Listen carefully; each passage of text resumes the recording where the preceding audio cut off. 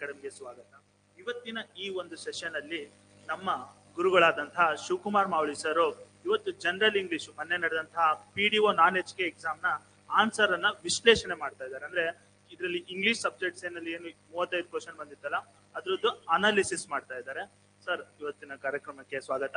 So video discussion ಅಲ್ಲಿ ನಿಮ್ಗೆ ನಮ್ಮ ಹುಡುಗರಿಗೆ ಇಂಗ್ಲಿಷ್ ಯಾವ ರೀತಿ ಇತ್ತು, ಪೇಪರು ಏನು, ಮತ್ತೆ ಅದ್ರ ಬಗ್ಗೆ ಒಂಚೂರು ಇದು ಹೇಳಿ. ಮತ್ತೆ ನಮ್ಮ ಪುಸ್ತಕ, ಯಾಕೆಂದ್ರೆ ನಮ್ಮ ವಿದ್ಯಾರ್ಥಿಗಳು ತುಂಬಾ ಜನ ಕರೆ ಮಾಡಿ ಸರ್ ನಮಗೆ ನಿಮ್ಮ ಕ್ಲಾಸಿಂದ ತುಂಬಾ ಹೆಲ್ಪ್ ಆಯ್ತು ಸರ್, ಬುಕ್ಸ್ ಇಂದ ತುಂಬಾ ಕ್ವಶನ್ ಬಂದಿತ್ತು ಅಂತ ಹೇಳಿದ್ರು.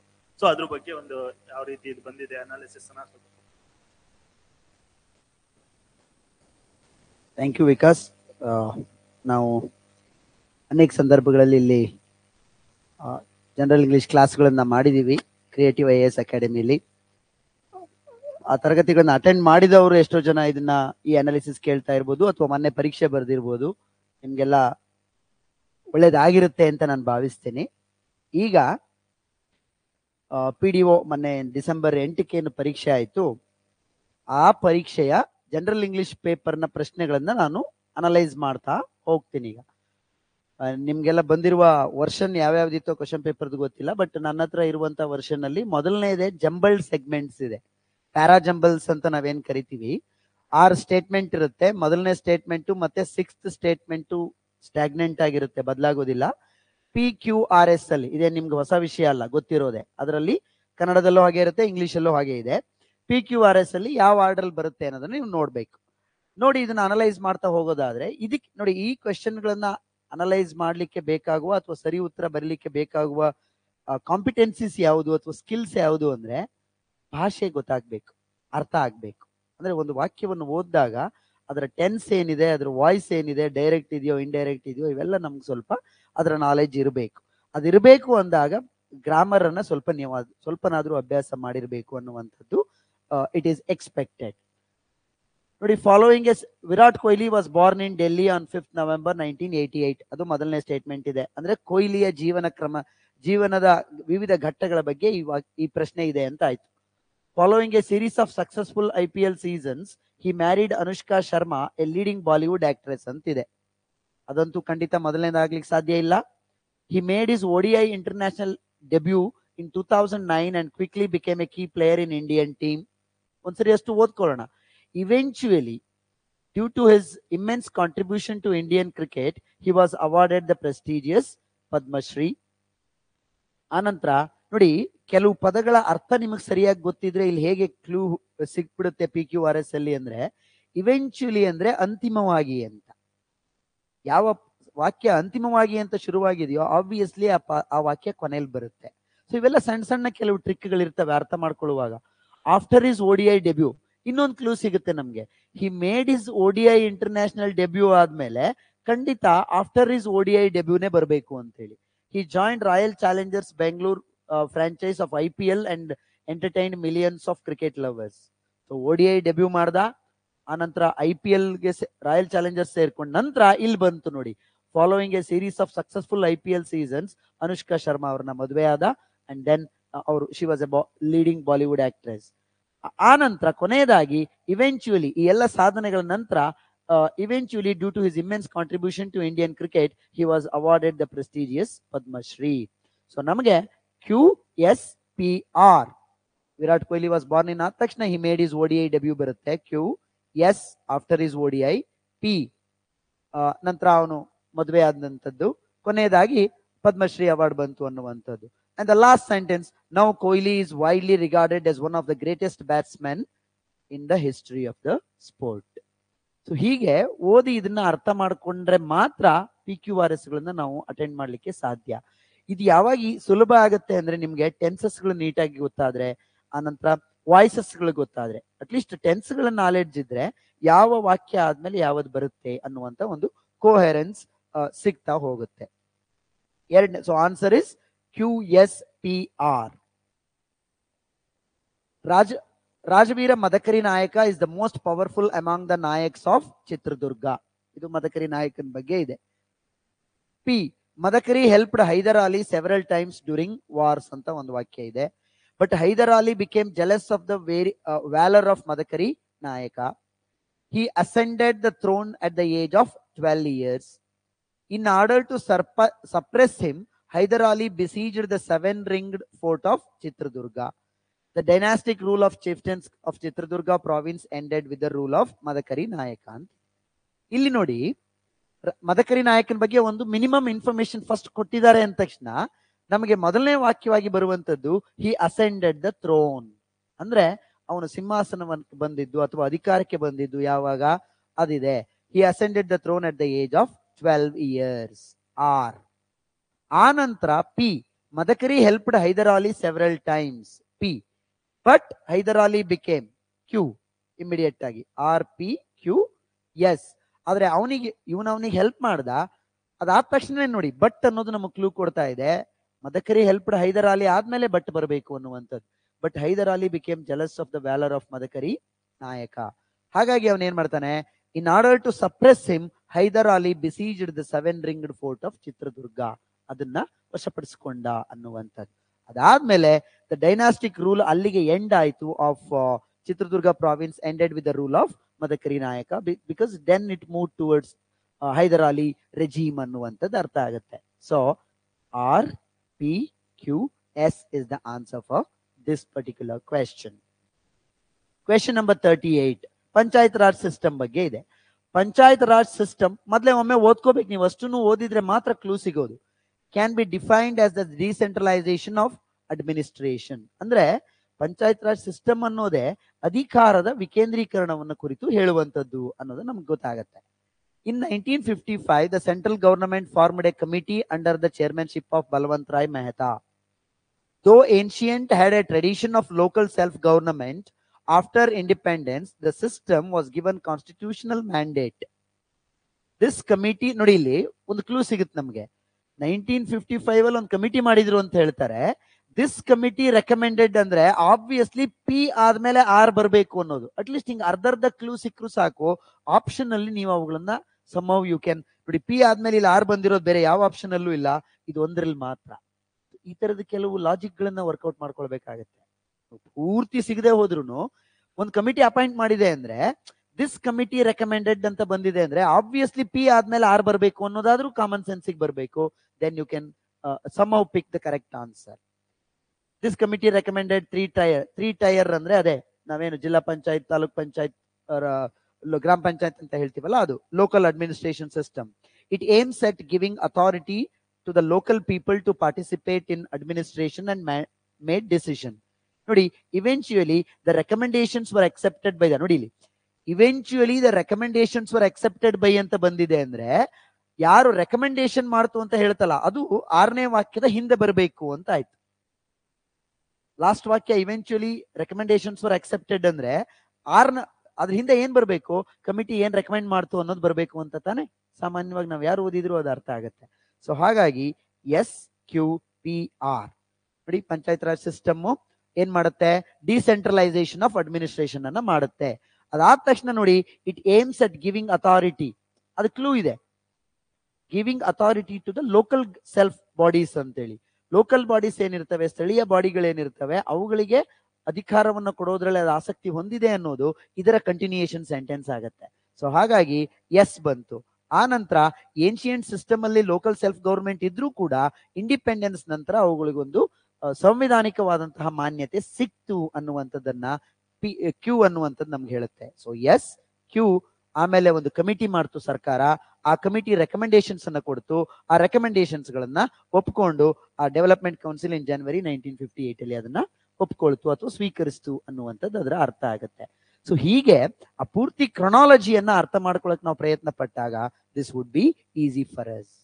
39 ಕ್ವೆಶ್ಚನ್, 4 ಪ್ರಶ್ನೆಗಳನ್ನ ಪ್ಯಾರಾಜಂಬಲ್ಸ್ ಮೇಲೆ ಕೇಳಿದ್ದಾನೆ.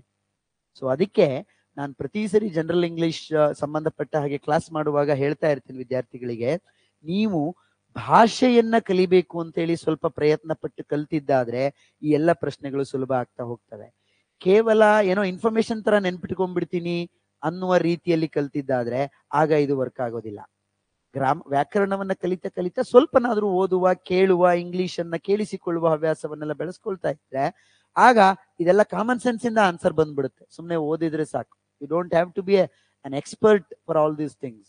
ಯಾವ್ದಾದ್ಮೇಲೆ ಯಾವ ವಾಕ್ಯ ಬರುತ್ತೆ ಅಂತ ಅನಲೈಸ್ ಮಾಡ್ಕೊಳ್ಳುವ, ಅರ್ಥ ಮಾಡ್ಕೊಳ್ಳುವಷ್ಟು ಕೆಪಾಸಿಟಿನಾದ್ರೂ ನಮ್ಗೆ ಇರಬೇಕು ಅನ್ನುವಂಥದ್ದು. Next, the conflict between king and parliament in England in the 17th century in 1625 and came to an end in 1649 with the overthrow of monarchy and the execution of King Charles I. So Charles one ರಾಜನನ್ನ ಸಾಯಿಸೋದ್ರ ಮುಖಾಂತರ, ಅವನನ್ನ ಸಿಂಹಾಸನದಿಂದ ಕಿತ್ತೊಗೆಯೋದ್ರ ಮುಖಾಂತರ ಅದಕ್ಕೊಂದು end ಹಾಕಿ parliamentary system ಅನ್ನ ಇಂಗ್ಲೆಂಡ್ ಅಲ್ಲಿ ತಂದ್ಕೊಂಡ್ರು ಅನ್ನುವಂಥದ್ದು. After the death of Cromwell in 1658, the rigorous Puritan regime came to an end and England heaved a sigh of relief. A new government came into power under the leadership of the Puritan parliamentary leader Oliver Cromwell.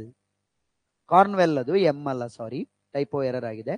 They advocated a rigid moral code and regarded all forms of entertainment as corrupting. The Puritan ಅಂದ್ರೆ ಸಾಕಷ್ಟು religious belief ಅನ್ನ ನಂಬ್ಕೊಂಡಿರ್ತಕ್ಕಂಥ ಒಂದು ಆಡಳಿತ ವ್ಯವಸ್ಥೆ ಅಂತ. ನಾವೇನು Protestant, Catholic ಈ ತರ ಅನ್ಕೋತೀವಲ್ಲ, ರಿಲಿಜಿಯಸ್ ಬಿಲೀಫ್ಸ್ ಅನ್ನೇ ಬ್ಯಾಕ್ ಮಾಡಿ ಅಥವಾ ಅವುಗಳನ್ನ ಸಪೋರ್ಟ್ ಆಗಿ ಬೆಂಬಲವಾಗಿ ಇಟ್ಟುಕೊಂಡು ನಡೆಸುವಂತ ಒಂದು ಆಡಳಿತ ವ್ಯವಸ್ಥೆ. ಹಾಗಾಗಿನೇ ಅವ್ರು ನೋಡಿ ಎಲ್ಲ ರೀತಿಯ ಎಂಟರ್ಟೈನ್ಮೆಂಟ್ ಗಳನ್ನು ಅವರು ಕರಪ್ಟಿಂಗ್ ದ ಪೀಪಲ್ ಅಂತ ಹೇಳಿ ಕನ್ಸಿಡರ್ ಮಾಡಿ ಲಾ ಮಾಡ್ಬಿಟ್ಟಿದ್ರಂತೆ. Next, movement which arose in 1560s was originally a religious one. People longed for the re-establishment of monarchy and brought the exiled Charles II from France and restored him to the throne of England in 1660. ಅಂದ್ರೆ ರಾಜನನ್ನ ಕಿತ್ತು ಬಿಸಾಕ್ಬಿಟ್ಟಿದ್ರು, ಮಧ್ಯ ಏನೋ 4 ಬೆಳವಣಿಗೆಗಳಾಯ್ತು, ಆ ನಂತರ ಮತ್ತೆ ರಾಜನೇ ಬೇಕು ಅಂತ ಹೇಳಿ ಇಂಗ್ಲೆಂಡ್ ನವರಿಗೆ ಅನ್ಸಿ 1660 ವಾಪಸ್ ತಗೊಂಡ್ ಬಂದ್ರು ಅನ್ನುವಂಥದ್ದನ್ನ ಇದು ಹೇಳುತ್ತೆ ಅಂತೇಳಿ. ಹಾಗಾದ್ರೆ ನೋಡಿ, ಇಲ್ಲಿ monarchy and the execution of king Charles one ಮಾಡಿದ್ರು. ಅದಾದ ನಂತರ ಅವನನ್ನ ತೆಗೆದ ತಕ್ಷಣ ಏನ್ ಮಾಡ್ಬೇಕು? ಆಬ್ವಿಯಸ್ಲಿ ರಾಜನ್ ತೆಗೆದ ತಕ್ಷಣ you should have a new government. ಅದು ನಮಗೆ ಕ್ಲೂ ಕೊಡುತ್ತೆ. A new government came into power under the leadership of the Puritan parliamentary leader Oliver Cromwell. ಅವನ ನೇತೃತ್ವದಲ್ಲಿ ಒಂದು ಹೊಸ ಸಂಸದೀಯ ಸರ್ಕಾರ ಅಸ್ತಿತ್ವಕ್ಕೆ ಬಂತು. ಕ್ಯೂ. ಆ ನಂತರ ನಿಮ್ಗೆ ಏನ್ ಮಾಡಿದ? ಅದ್ಯಾ ಪ್ಯೂರಿಟಾನ್ ಅಂತ ಇಲ್ಲೇ ಇದೆ ನೋಡಿ, Puritan parliamentary leader. But the Puritan movement which arose in 1560 was originally ಏನಾಗಿತ್ತು? ರಿಲಿಜಿಯಸ್ ಮೂವ್ಮೆಂಟ್ ಆಗಿತ್ತು. ಆ ಕಾರಣಕ್ಕೆ ಆ ರಿಲಿಜಿಯಸ್ ಮೂವ್ಮೆಂಟ್ ಅಲ್ಲಿ ಏನಿತ್ತು? They advocated a rigid moral code regarded all forms of entertainment as corrupting. QSR. P ಅಂದ್ರೆ ಇದನ್ನ ತಡ್ಕೊಳಕ್ಕಾಗದೆ ಕೊನೆಗೆ ಆಫ್ಟರ್ ದ ಡೆತ್ ಆಫ್ ಕಾರ್ನ್ವೆಲ್, ಅದ್ಯಾರು ಸಂಸದೀಯ ಸರ್ಕಾರವನ್ನ ಅಸ್ತಿತ್ವಕ್ಕೆ ತಂದಿದ್ನಲ್ವಾ, ಅವನ ಸತ್ತ ನಂತರ 1658 ಅಲ್ಲಿ ಮತ್ತೆ ಪ್ಯೂರಿಟಾನ್ ರಿಜೈಮ್ ಅನ್ನ ಅವ್ರು ಏನ್ ಮಾಡಿದ್ರು? ಎಂಡ್ ಮಾಡಿ ಇಂಗ್ಲೆಂಡ್ ಹೀವ್ಡ್ ಎ ಸೈ ಆಫ್ ರಿಲೀಫ್. ಈ ರಿಲಿಜಿಯಸ್ ಆಡಳಿತದಿಂದ ನಮ್ಗೊಂದು ಮುಕ್ತಿ ಸಿಕ್ತು ಅಂತೇಳಿ ಹೀವ್ಡ್ ಎ ಸೈ ಆಫ್ ರಿಲೀಫ್ ಅಂದ್ರೆ ಒಂದು ದೊಡ್ಡ ಆತಂಕದಿಂದ ಪಾರಾದ್ವಿ, ಗಂಡಾಂತರದಿಂದ ಪಾರಾದ್ವಿ ಅನ್ನುವ ನಿಟ್ಟುಸಿರನ್ನ ಅವ್ರು ಬಿಟ್ರು. ಕೊನೆಯದಾಗಿ ಏನ್ ಮಾಡಿದ್ರು? ಮತ್ತೆ ದೇ ಲಾಂಗ್ಡ್ ಅಂದ್ರೆ ವಿಶ್ಡ್ ಅಂತ ಅವ್ರು ಆಸೆ ಪಟ್ರು. ಯಾವ್ದಕ್ಕೆ ಇಷ್ಟಪಟ್ರು? ರೀಎಸ್ಟಾಬ್ಲಿಷ್ಮೆಂಟ್ ಆಫ್ ಮೊನಾರ್ಚಿ. ಮೊನಾರ್ಚಿ ಅಂದ್ರೆ ರೂಲಿಂಗ್ ಆಫ್ ಕಿಂಗ್ಸ್ ಅಂತ. ಸೊ ರಾಜನ ಆಡಳಿತಕ್ಕೆ ವಾಪಸ್ ಇಷ್ಟಪಟ್ಟವ್ರು ಏನ್ ಮಾಡಿದ್ರು? ಎಕ್ಸೈಲ್ ಅಂದ್ರೆ ವನವಾಸ ಅಥವಾ ಮಾರುವೇಷದಲ್ಲಿದ್ದಂಥವನು ಅಥವಾ ಬೇರೆ ಎಲ್ಲೋ ದೂರದಲ್ಲಿ ಅವನನ್ನ ಇಟ್ಟದ್ದಂತ.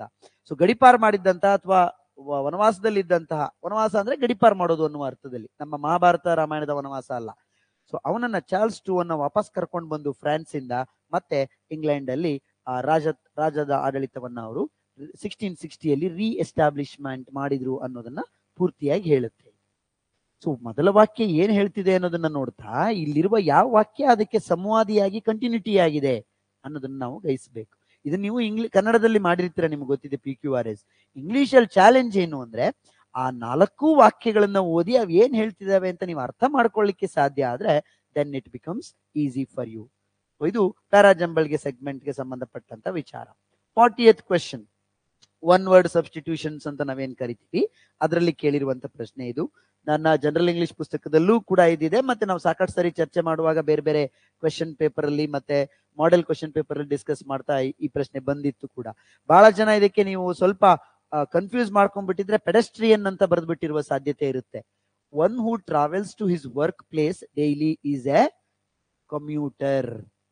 ಕಮ್ಯೂಟರ್ ಅಂದ್ರೆ ಪ್ರತಿನಿತ್ಯ ತನ್ನ ಮನೆಯಿಂದ, ವಾಸದ ಸ್ಥಳದಿಂದ ಕೆಲಸಕ್ಕೆ ಹೋಗ್ತಾನಲ್ಲ ಆಫೀಸಿಗೆ, ನಿಮ್ಮ ಮನೆಯ ಸ್ಥಳದಿಂದ ಜಯನಗರದಿಂದ ಎಲೆಕ್ಟ್ರಾನಿಕ್ ಸಿಟಿಗೆ, ಜಾಲಹಳ್ಳಿಯಿಂದ ವೈಟ್ ಫೀಲ್ಡ್ಗೆ, ಅಥವಾ ಇನ್ನೆಲ್ಲೋ ಹಾಸನದ ನಿಮ್ಮ ಮನೆಯಿಂದ ಹಾಸನದ ಗೌರ್ಮೆಂಟ್ ಆಫೀಸ್ಗೆ.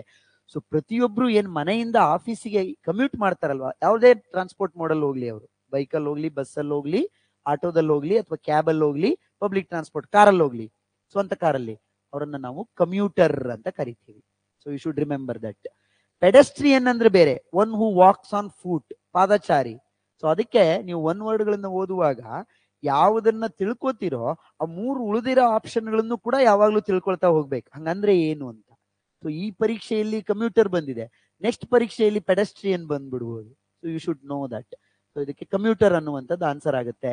ನೀವು ಯೋಚನೆ ಮಾಡದೆ ತಕ್ಷಣಕ್ಕೆ ಬರೆದ್ಬಿಟ್ರೆ ಪ್ಯಾಸೆಂಜರ್ ಅಂತ ಕೂಡ ಕೆಲವರು ಬರೆದಿರುವ ಸಾಧ್ಯತೆ ಇರುತ್ತೆ. ಪ್ಯಾಸೆಂಜರ್ ಅಂದಾಗ ಎಲ್ರು ಬರ್ತಾರೆ. ಈಗ ನೀವು ಬಸ್ಸಲ್ಲಿ ಟ್ರಾವೆಲ್ ಮಾಡ್ತಾ ಇರುವಾಗ ಕೆಲ್ಸಕ್ಕೆ ಹೋಗ್ತಾ ಇರೋರು ಒಂದು 30% ಇದ್ರೆ, ಇನ್ನು ಉಳಿದಿರೋ 70% ಜನ ಮದುವೆಗೆ ಹೋಗ್ತಿರ್ತಾರೆ, ಇನ್ಯಾವುದೋ ಹುಡುಗಿ ನೋಡಕ್ ಹೋಗ್ತಾ ಇರ್ತಾರೆ, ಅಥವಾ ಇನ್ಯಾವುದೋ ಸಾಂಸ್ಕೃತಿಕ ಕಾರ್ಯಕ್ರಮಕ್ಕೆ ಹೋಗ್ತಾ ಇರ್ಬೋದು, ಆಟ ಆಡಕ್ ಹೋಗ್ತಾ ಇರ್ಬೋದು, ಬೇರೆ ಬೇರೆ ಕಾರಣಕ್ಕೆ ಹೋಗೋರು ಇರ್ತಾರೆ. ಸೊ ಅವ್ರೆಲ್ಲರನ್ನೂ ಟೋಟಲ್ ಆಗಿ ಪ್ಯಾಸೆಂಜರ್ ಅಂತ ಕರಿತೀವಿ. ಬಟ್ ಕೆಲಸಕ್ಕೆ ಹೋಗುವವರನ್ನ ಮಾತ್ರ, ವರ್ಕ್ ಪ್ಲೇಸಿಗೆ ಹೋಗೋವನ್ನ ಏನಂತ ಕರಿತೀವಿ? ಕಮ್ಯೂಟರ್ ಅಂತ ಹೇಳಿ ಕರಿತೀವಿ. ಇದು ಆರ್ಟಿಕಲ್ಗೆ ಸಂಬಂಧಪಟ್ಟ ವಿಷಯ. ಇದು ಅಷ್ಟೇ, ನಮ್ಮ ಹಿಂದಿನ ತರಗತಿಗಳನ್ನ ಡಿಸ್ಕಸ್ ಮಾಡ್ತಾ ಸ್ಪೆಸಿಫೈ ಮಾಡಿ ಹೇಳಿದೀನಿ. ಎ ಮತ್ತೆ ಆನ್ಗೆ ಇರುವ ಡಿಫ್ರೆನ್ಸ್ ಏನು ಅಂದ್ರೆ, ಎ ಅನ್ನುವಂಥದ್ದು ಕಾನ್ಸೋನೆಂಟ್ ಸೌಂಡಿನ ವರ್ಡ್ ಇದ್ರೆ ಅದ್ರ ಹಿಂದೆ ಬರುತ್ತೆ, ಅಂದ್ರೆ ವ್ಯಂಜನದ ಸೌಂಡ್. ಆನ್ ಅನ್ನುವಂಥದ್ದು ಓವೆಲ್ ಸೌಂಡ್ ಇದ್ರೆ ಬರುತ್ತೆ. ಬಹಳ ನೀಟಾಗಿ ತಿಳ್ಕೊಳ್ಳಿ, AEIOU ಬಂದ ತಕ್ಷಣ ಆನ್ ಬರುತ್ತೆ, ಉಳಿದಿರುವ ಎಲ್ಲ ಲೆಟರ್ ಜೊತೆಗೆ ಎ ಬರುತ್ತೆ ಅನ್ನುವಂಥದ್ದು ಶುದ್ಧ ಸುಳ್ಳು. ಆ ತರದ ರೂಲ್ ಇಲ್ಲ ಇಂಗ್ಲಿಷ್ ಅಲ್ಲಿ. ಆ ಓವೆಲ್ ಸೌಂಡ್ ಗಳನ್ನ ನೀವು ಹಿಡಿಬೇಕು. ಸ್ಪಷ್ಟವಾಗಿ ಸುಲಭವಾಗಿ ಒಂದೇ ಸೆಂಟೆನ್ಸ್ ಅಲ್ಲಿ ಹೇಳೋದಾದ್ರೆ, ಯಾವ ಇಂಗ್ಲಿಷ್ ಪದದ ಆರಂಭಿಕ ಉಚ್ಚಾರಣೆ ಕನ್ನಡದ ಅ ಇಂದ ಒಳಗಡೆ ಬರುತ್ತೋ, ಅ ಆ ಇ ಈ ಉ ಉ ಎ ಎ ಐ ಓ ಓ ಔ ಅಂ ಎಕ್ಸೆಪ್ಟ್ ರು, ಅವೆಲ್ಲವೂ ಓವೆಲ್ ಸೌಂಡ್. ಆ ಸೌಂಡ್ ಬಂದಾಗ ಆನ್ ಅನ್ನ ಬಳಸಬಹುದು ಇಂಡೆಫಿನೆಟ್ ಆರ್ಟಿಕಲ್ ಅಲ್ಲಿ. ಅದಲ್ಲದೆ ಕ ಇಂದ ಳ ತನಕ ಕಚಟ ತಪ ಎರಲವ ಬಂದ್ರೆ ಆಗ ನಾವೇನ್ ಬಳಸಬೇಕು? ಎ ಅನ್ನ ಬಳಸಬೇಕು. ಇಲ್ಲಿ I have met a one eyed man, one ಎರಲವ ವ, ಒನ್ ಐಡ್ ವ ಸೌಂಡ್ ಬರ್ತಾ ಇದೆ, ಅದು ಕಾನ್ಸನೆಂಟ್ ಸೌಂಡ್ ಆಗಿರೋದ್ರಿಂದ ಎ ಅನ್ನೋದು ಆನ್ಸರ್ ಆಗಿರುತ್ತೆ. ಓ ಇಂದ ಶುರುವಾಗಿದೆ ಅನ್ನೋ ಕಾರಣಕ್ಕೆ ಆನ್ ಆನ್ಸರ್ ಆಗಿರೋದಿಲ್ಲ. ನಾವು ಕ್ಲಾಸ್ ರೂಮ್ ಅಲ್ಲಿ ಡಿಸ್ಕಸ್ ಮಾಡ್ತಾ ಅಂತೂ ಇದೇ ಎಕ್ಸಾಂಪಲ್ ಕೊಟ್ಟಿದ್ದೀನಿ ನಾನು.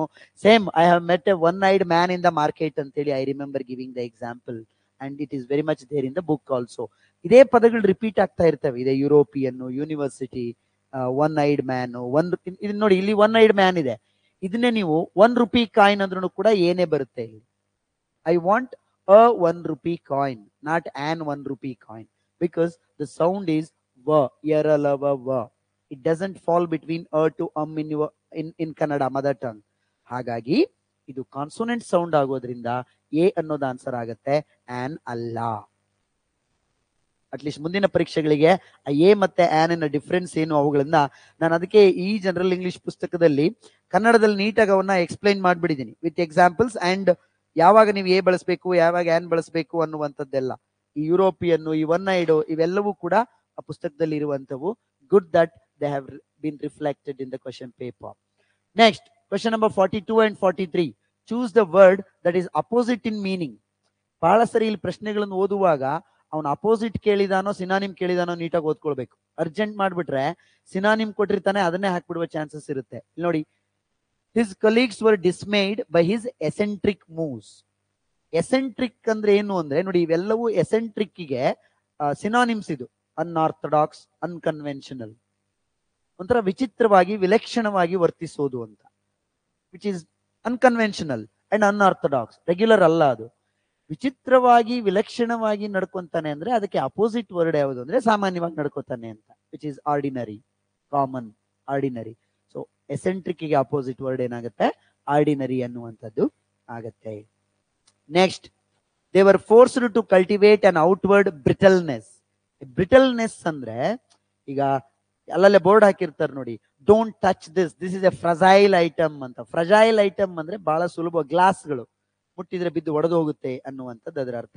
ಸೊ ಹಾಗಾಗಿ ಅದನ್ನ ಮುಟ್ಟಬೇಡಿ, ಬಹಳ ಸುಲಭವಾಗಿ ಒಡೆದು ಹೋಗುವ ಗುಣ ಅದರಲ್ಲಿ ಇದೆ ಅನ್ನುವಂತ ಅರ್ಥ. ಸೊ ಬ್ರಿಟಲ್ನೆಸ್ ಅಂದ್ರೆ ಒಂದು ಈಸಿ ಟು ಬಿ ಬ್ರೋಕನ್ ಅಂತ, ಇನ್ನೊಂದು ಇನ್ಕನ್ಸಿಸ್ಟೆಂಟ್ ಅಂತ, ಸ್ಥಿರವಲ್ಲದ ಅಂತ, ನಿಶ್ಚಿತವಲ್ಲದ, ಸ್ಥಿರವಲ್ಲದ, ಮತ್ತೆ ಈಸಿಯಾಗಿ ಒಡೆದು ಹೋಗುವ ಲಕ್ಷಣವಿರುವ ಅಂತ ಹೇಳಿ ಅರ್ಥ.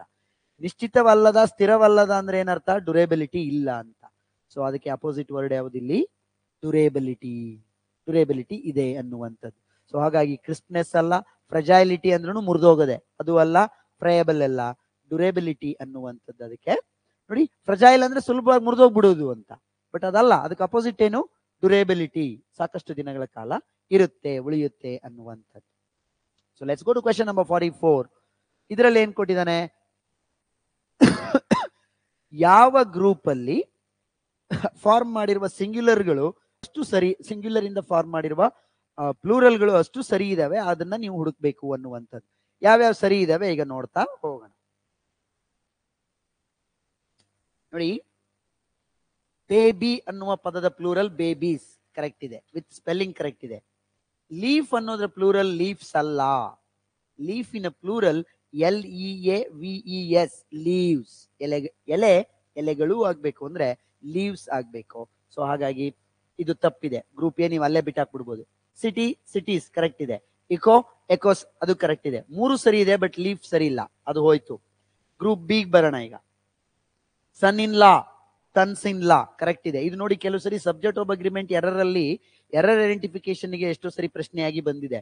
ಏನೋ my son in laws have come to my home ಅಂತ ಕ್ವಶನ್ ಕೊಟ್ಟಿರ್ತಾನೆ. ಅದ್ರಲ್ಲಿ ಎರರ್ ಏನು ಅಂದ್ರೆ, ಸನ್ ಇನ್ ಲಾಸ್ ಅಂತ ಇಲ್ಲಿ ಲಾಗೆ ಎಸ್ ಆಡ್ ಮಾಡಬಾರ್ದು ಯಾವತ್ತು ಪ್ಲೂರಲ್ ಮಾಡಬೇಕು ಅಂದ್ರೆ. ಸನ್ ಅನ್ನೋದು ನಿಮ್ಮ ನೌನ್, ಅದಕ್ಕೆ ನೀವೇನ್ ಮಾಡ್ಬೇಕು, ಎಸ್ ಅನ್ನ ಆಡ್ ಮಾಡಬೇಕು. ಸನ್ ಇನ್ ಲಾ ನ ಪ್ಲೂರಲ್ ಯಾವಾಗ್ಲೂ ಸನ್ಸ್ ಇನ್ ಲಾ ಅನ್ನೋದು ಕರೆಕ್ಟ್.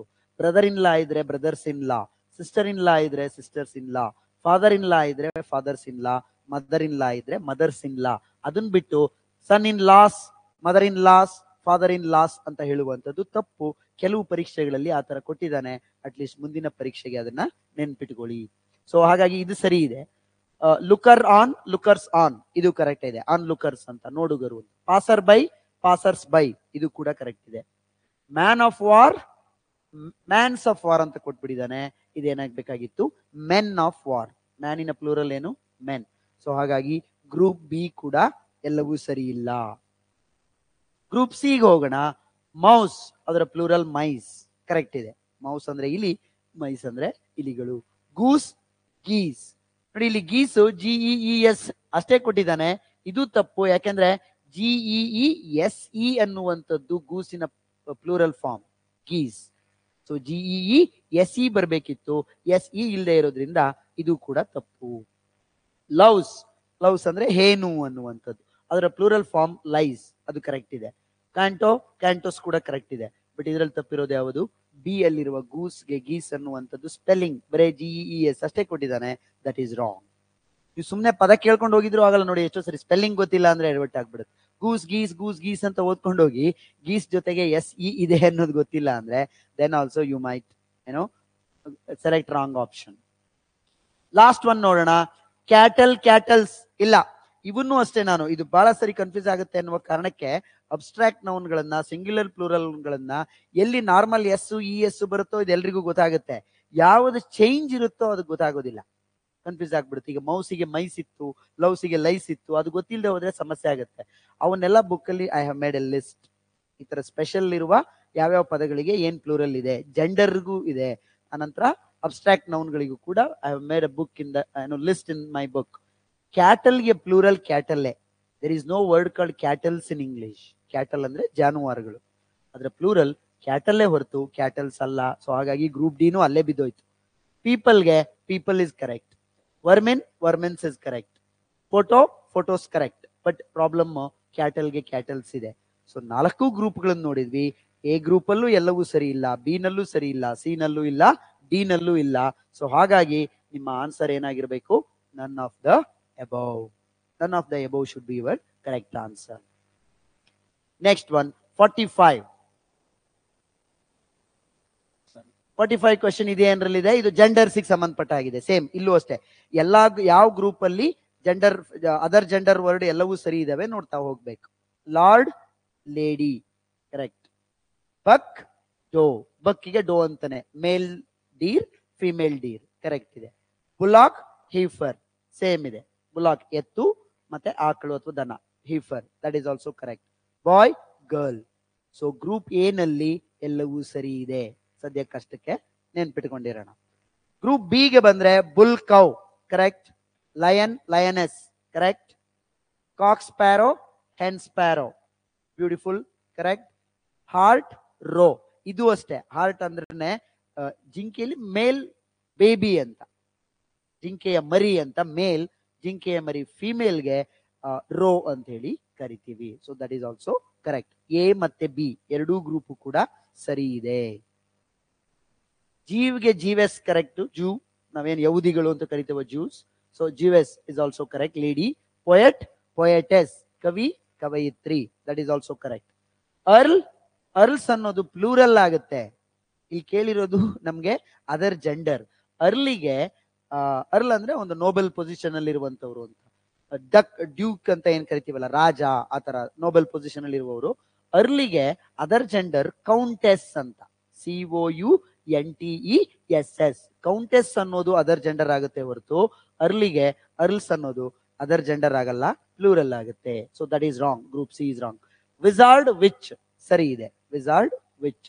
ವಿಚ್ ಅಂದ್ರೆ ಮಾಟಗಾತಿ, ಯಕ್ಷಿಣಿ ಅನ್ನುವ ರೀತಿಯಲ್ಲಿ ಅದರ ಮೇಲ್ ವರ್ಷನ್ ಮಾಟಗಾರ, ಯಕ್ಷ ಅನ್ನುವಂಥದ್ದಕ್ಕೆ ವಿಜಾರ್ಡ್ ಅನ್ನುವಂಥದ್ದು ಸರಿಯಾದ ಪದ. ಗ್ರೂಪ್ ಡಿ ಅಲ್ಲಿ ಸ್ಟ್ಯಾಗ್, ಹಿಂಡ್, ಇದು ಕೂಡ ಕರೆಕ್ಟ್ ಇದೆ. ಇದು ಅಷ್ಟೇ, ಒಂದು ಪ್ರಾಣಿ, ಜಿಂಕೆಗೆ ಸಂಬಂಧಪಟ್ಟಿದ್ದೆ, ಅದನ್ನ ಹೀಗೂ ಕೂಡ ಹೇಳ್ಬೋದು. Uncle, aunt. Ram, ewe, this is also correct. Ram and ewe. Colt, colts, ಇದು ಪ್ಲೂರಲ್ ಆಗಿದೆ, ಅದರ್ ಜೆಂಡರ್ ಆಗಿಲ್ಲ. ಕೋಲ್ಟಿಗೆ ಅದರ್ ಜೆಂಡರ್ ಯಾವುದು ಅಂದ್ರೆ ಫಿಲ್ಲಿ ಅನ್ನುವಂಥದ್ದು ಅದರ್ ಜೆಂಡರ್. ಸೊ ಹಾಗಾಗಿ ನಾವು ತಿಳ್ಕೋಬೇಕು, ಸಿ ಮತ್ತೆ ಡಿ ಎರಡು ತಪ್ಪಿದೆ. So answer should B only A and B. A and B only is the right answer. Out of the 4 given groups, ಇಲ್ಲಿ ಇದೇನ್ ಕೊಟ್ಟಿದ್ದಾನೆ ಅಂದ್ರೆ ಅಬ್ಸ್ಟ್ರಾಕ್ಟ್ ನೌನ್ ಇಂದ, ಅಡ್ಜೆಕ್ಟಿವ್ಸ್ ಇಂದ ಅಬ್ಸ್ಟ್ರಾಕ್ಟ್ ನೌನ್ ಅನ್ನ ಮಾಡುವಂತದ್ದು. ನೋಡಿ, ಡೆಡ್ ಅನ್ನೋದಕ್ಕೆ ನೌನ್ ಯಾವುದು? ಅಬ್ಸ್ಟ್ರಾಕ್ಟ್ ನೌನ್ ಡೆತ್, ಸಾವು, ಸರಿ ಇದೆ. Brief, brevity. ಬ್ರೀಫ್ ಮಾಡಿ ಹೇಳೋದು, ಬ್ರೀಫ್ ಮಾಡಿ ಹೇಳೋದು ಅಂತೀವಲ್ಲ, ಅದನ್ನ ಅದರ ಕನ್ನಡ ಪದ ಬ್ರೆವಿಟಿ ಅಂದ್ರೆ ಸಂಕ್ಷಿಪ್ತತೆ. ಸಂಕ್ಷಿಪ್ತತೆ, ಸಾರಾಂಶ ಬರವಣಿಗೆ ಅಂತಿರಲ್ಲ, ಅಲ್ಲಿ ಬ್ರೆವಿಟಿ ಚೆನ್ನಾಗಿ ಗೊತ್ತಿರಬೇಕು. ಕ್ಲೆವರ್, ಕ್ಲೆವರ್ನೆಸ್, ಸರಿ ಇದೆ. Easy, is, this is also perfect. Group A is perfect. Group B ನಲ್ಲಿ ಫೈನ್, ಫೈನ್ನೆಸ್, ನೌನ್ ಕರೆಕ್ಟ್ ಇದೆ. Adjective, noun, abstract noun correct ಇದೆ. ಅಂದ್ರೆ ನೋಡಿ, he is A fine man ಅಂದಾಗ ಮ್ಯಾನ್ ಅನ್ನೋದನ್ನ ಫೈನ್ ಅಂತ ಹೇಳ್ತಾ ಇದೀವಿ, ಅದು ಅಡ್ಜೆಕ್ಟಿವ್ ಆಯ್ತು. ಅದನ್ನೇ ನೌನ್ ಮಾಡೋದಾದ್ರೆ his fineness is beyond question. ಅವನ ಒಳ್ಳೆಯತನವನ್ನ ಪ್ರಶ್ನೆ ಮಾಡಲು ಸಾಧ್ಯವಿಲ್ಲ. ಆ ಒಳ್ಳೆಯತನ ಅನ್ನೋದು ಅಬ್ಸ್ಟ್ರಾಕ್ಟ್ ನೌನ್ ಆಗುತ್ತೆ ಅಲ್ಲಿ. Wide, width, that is also correct. Jealous, ಸರಿ, ಝೀಲಸ್, ಜೆಲಸ್ ಅಲ್ಲ ಅದು, ಝೀಲ್ ಅಂದ್ರೆ ಎಂಥೂಸಿಯಾಸಮ್ ಅಂತ.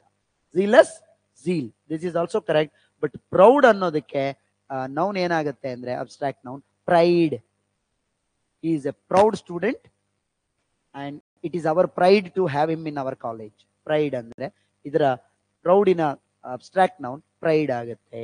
ಇವುಗಳದ್ದು ಕೂಡ I have made a list. ನೀವು ಸಾಧ್ಯವಾದಷ್ಟು ಅವುಗಳನ್ನ ಪ್ರತಿ ಪರೀಕ್ಷೆಗೆ ಹೋಗುವಾಗ ಒಂದಷ್ಟು ಇವುಗಳನ್ನ ನೋಡ್ಕೊಂಡು ಹೋಗೋದೇ ಒಳ್ಳೇದು. ಯಾಕೆ ಅಂದ್ರೆ ದಿನನಿತ್ಯದ ವ್ಯವಹಾರದಲ್ಲಿ ಇಂಗ್ಲಿಷ್ ಅನ್ನ ನೀವು ಬಳಸ್ತಾ ಇದ್ದವರಾಗಿದ್ರೆ ಇವೆಲ್ಲ ದೊಡ್ಡ ವಿಷಯನೇ ಅಲ್ಲ.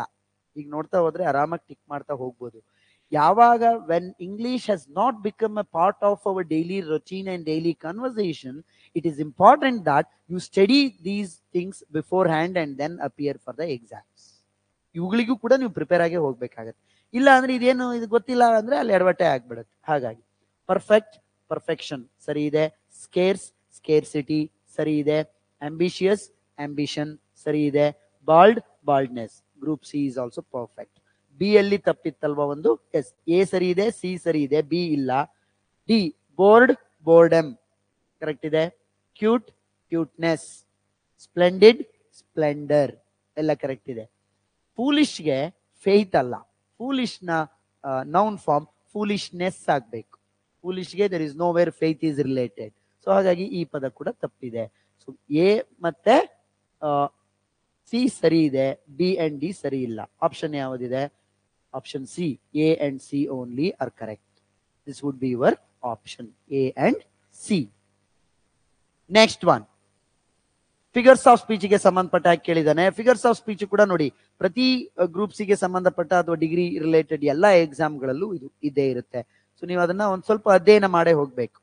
SSLC ವರೆಗೆ, PUC ವರೆಗೆ ಏನ್ ನೀವು ಕನ್ನಡದಲ್ಲಿ ಅಲಂಕಾರಗಳನ್ನು ಓದಿದ್ರಿ, ಅದೇ ಅಲಂಕಾರಗಳೇ ಇಲ್ಲಿರೋದು, ಏನು ಬೇರೆವಲ್ಲ. ಬಟ್ ನಾವು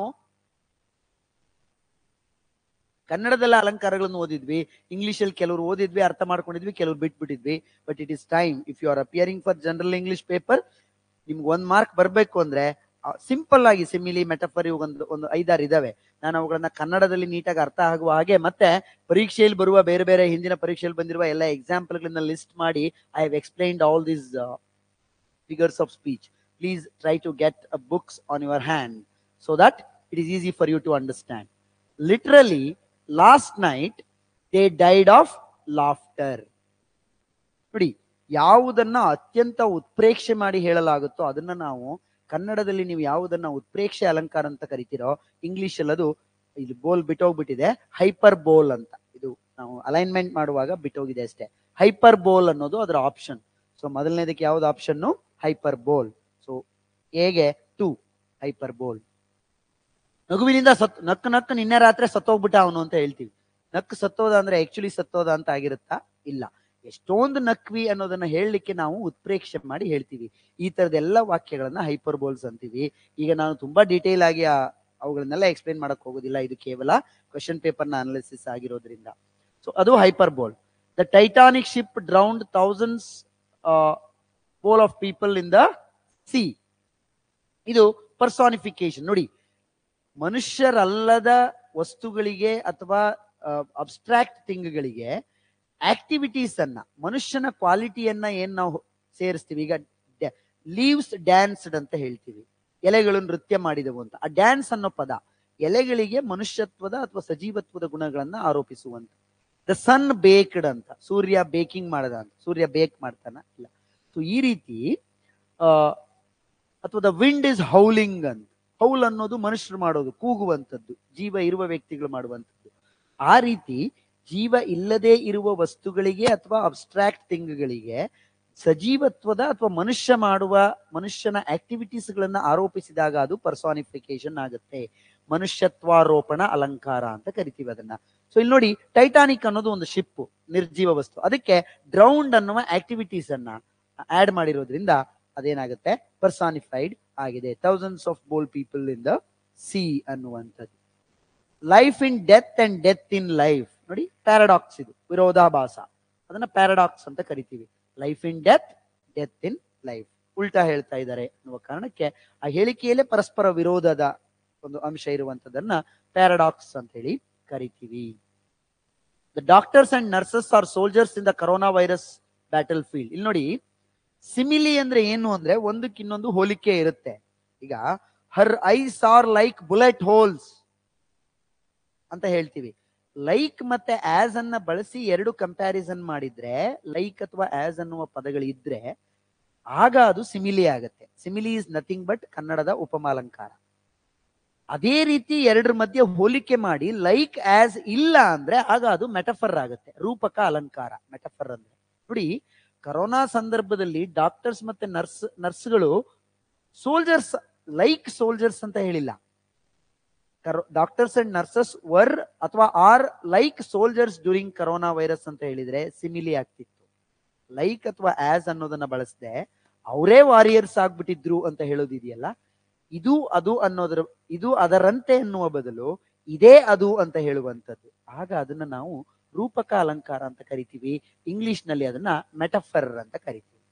so the doctors were the soldiers, the doctors and nurses are soldiers during corona ಅಂದಾಗ ಅದು ಮೆಟಫರ್ ಆಗುತ್ತೆ. ಫಾರ್ ಎಕ್ಸಾಂಪಲ್, ಅವಳ ಮುಖವು ಚಂದ್ರನಂತೆ ಅಂದಾಗ ನಿಮ್ಗೆ ಸಿಮಿಲಿ ಆಗತ್ತೆ.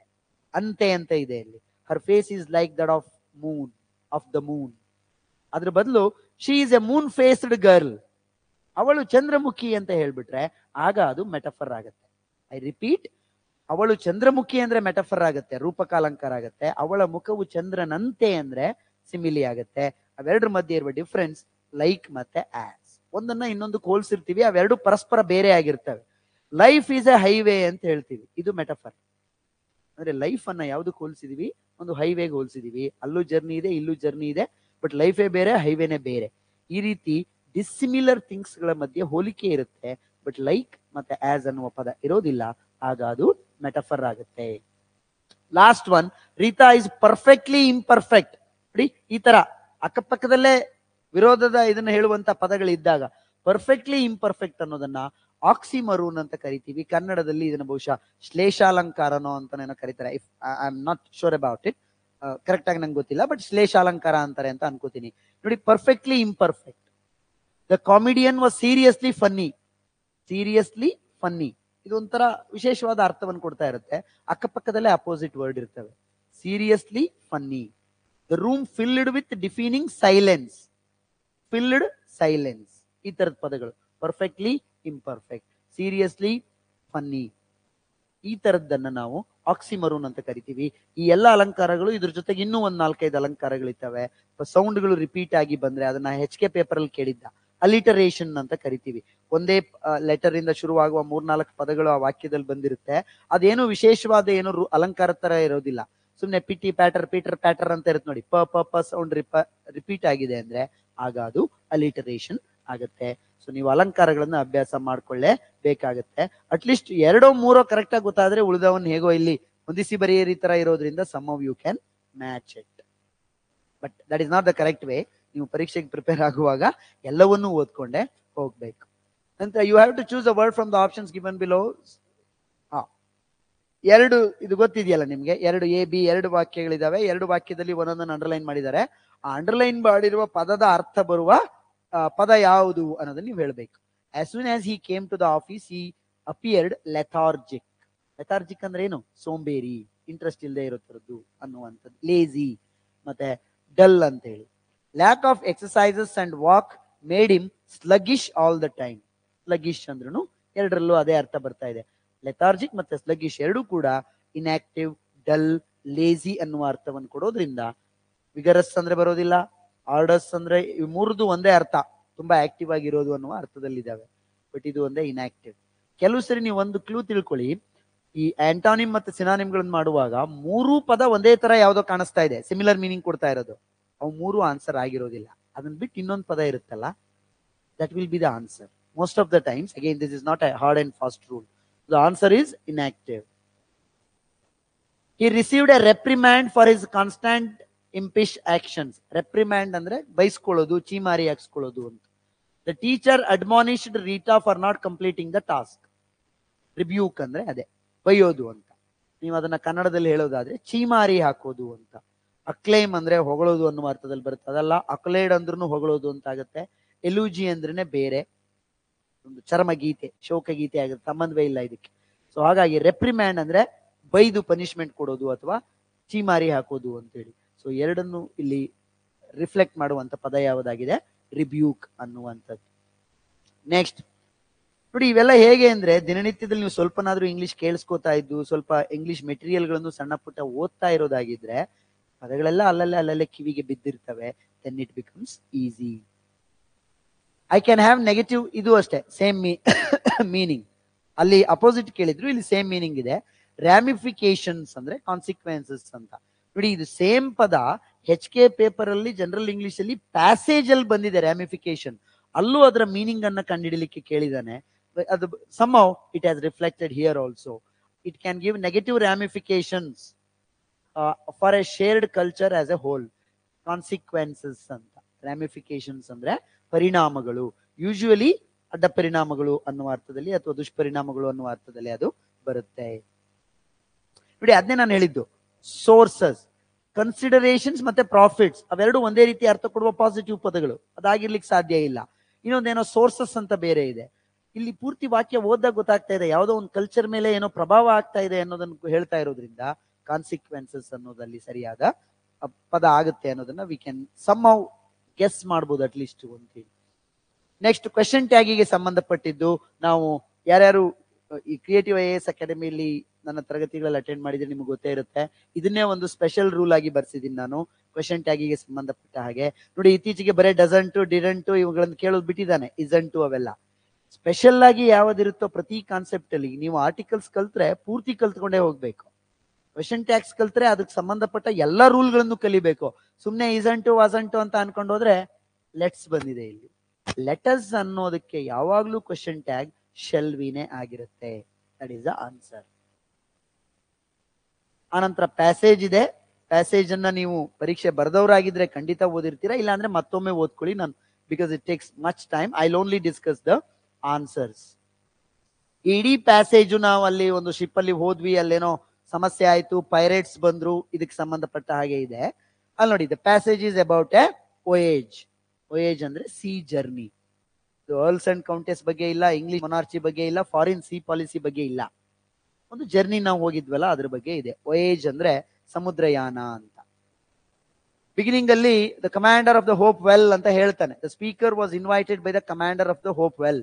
Here the hope well is A ship. ಅದಲ್ಲಿ ನೀವು ಓದಿದಾಗ ನಿಮ್ಗೆ ಗೊತ್ತಾಗುತ್ತೆ ನೋಡಿ. We set out the 5th day of August 1706 and arrived at Fort St. George. Sorry, ಎಲ್ಲಿದೆ ಅದು? First one ಅಲ್ಲಿ. I had not been at home about 7 days when Captain William Robinson, a Cornish man, commander of the Hopewell, invited me to be the surgeon of the ship. So ಇಲ್ಲೇ ಬಂದಿದೆ ಅದು ship ಅಂತ.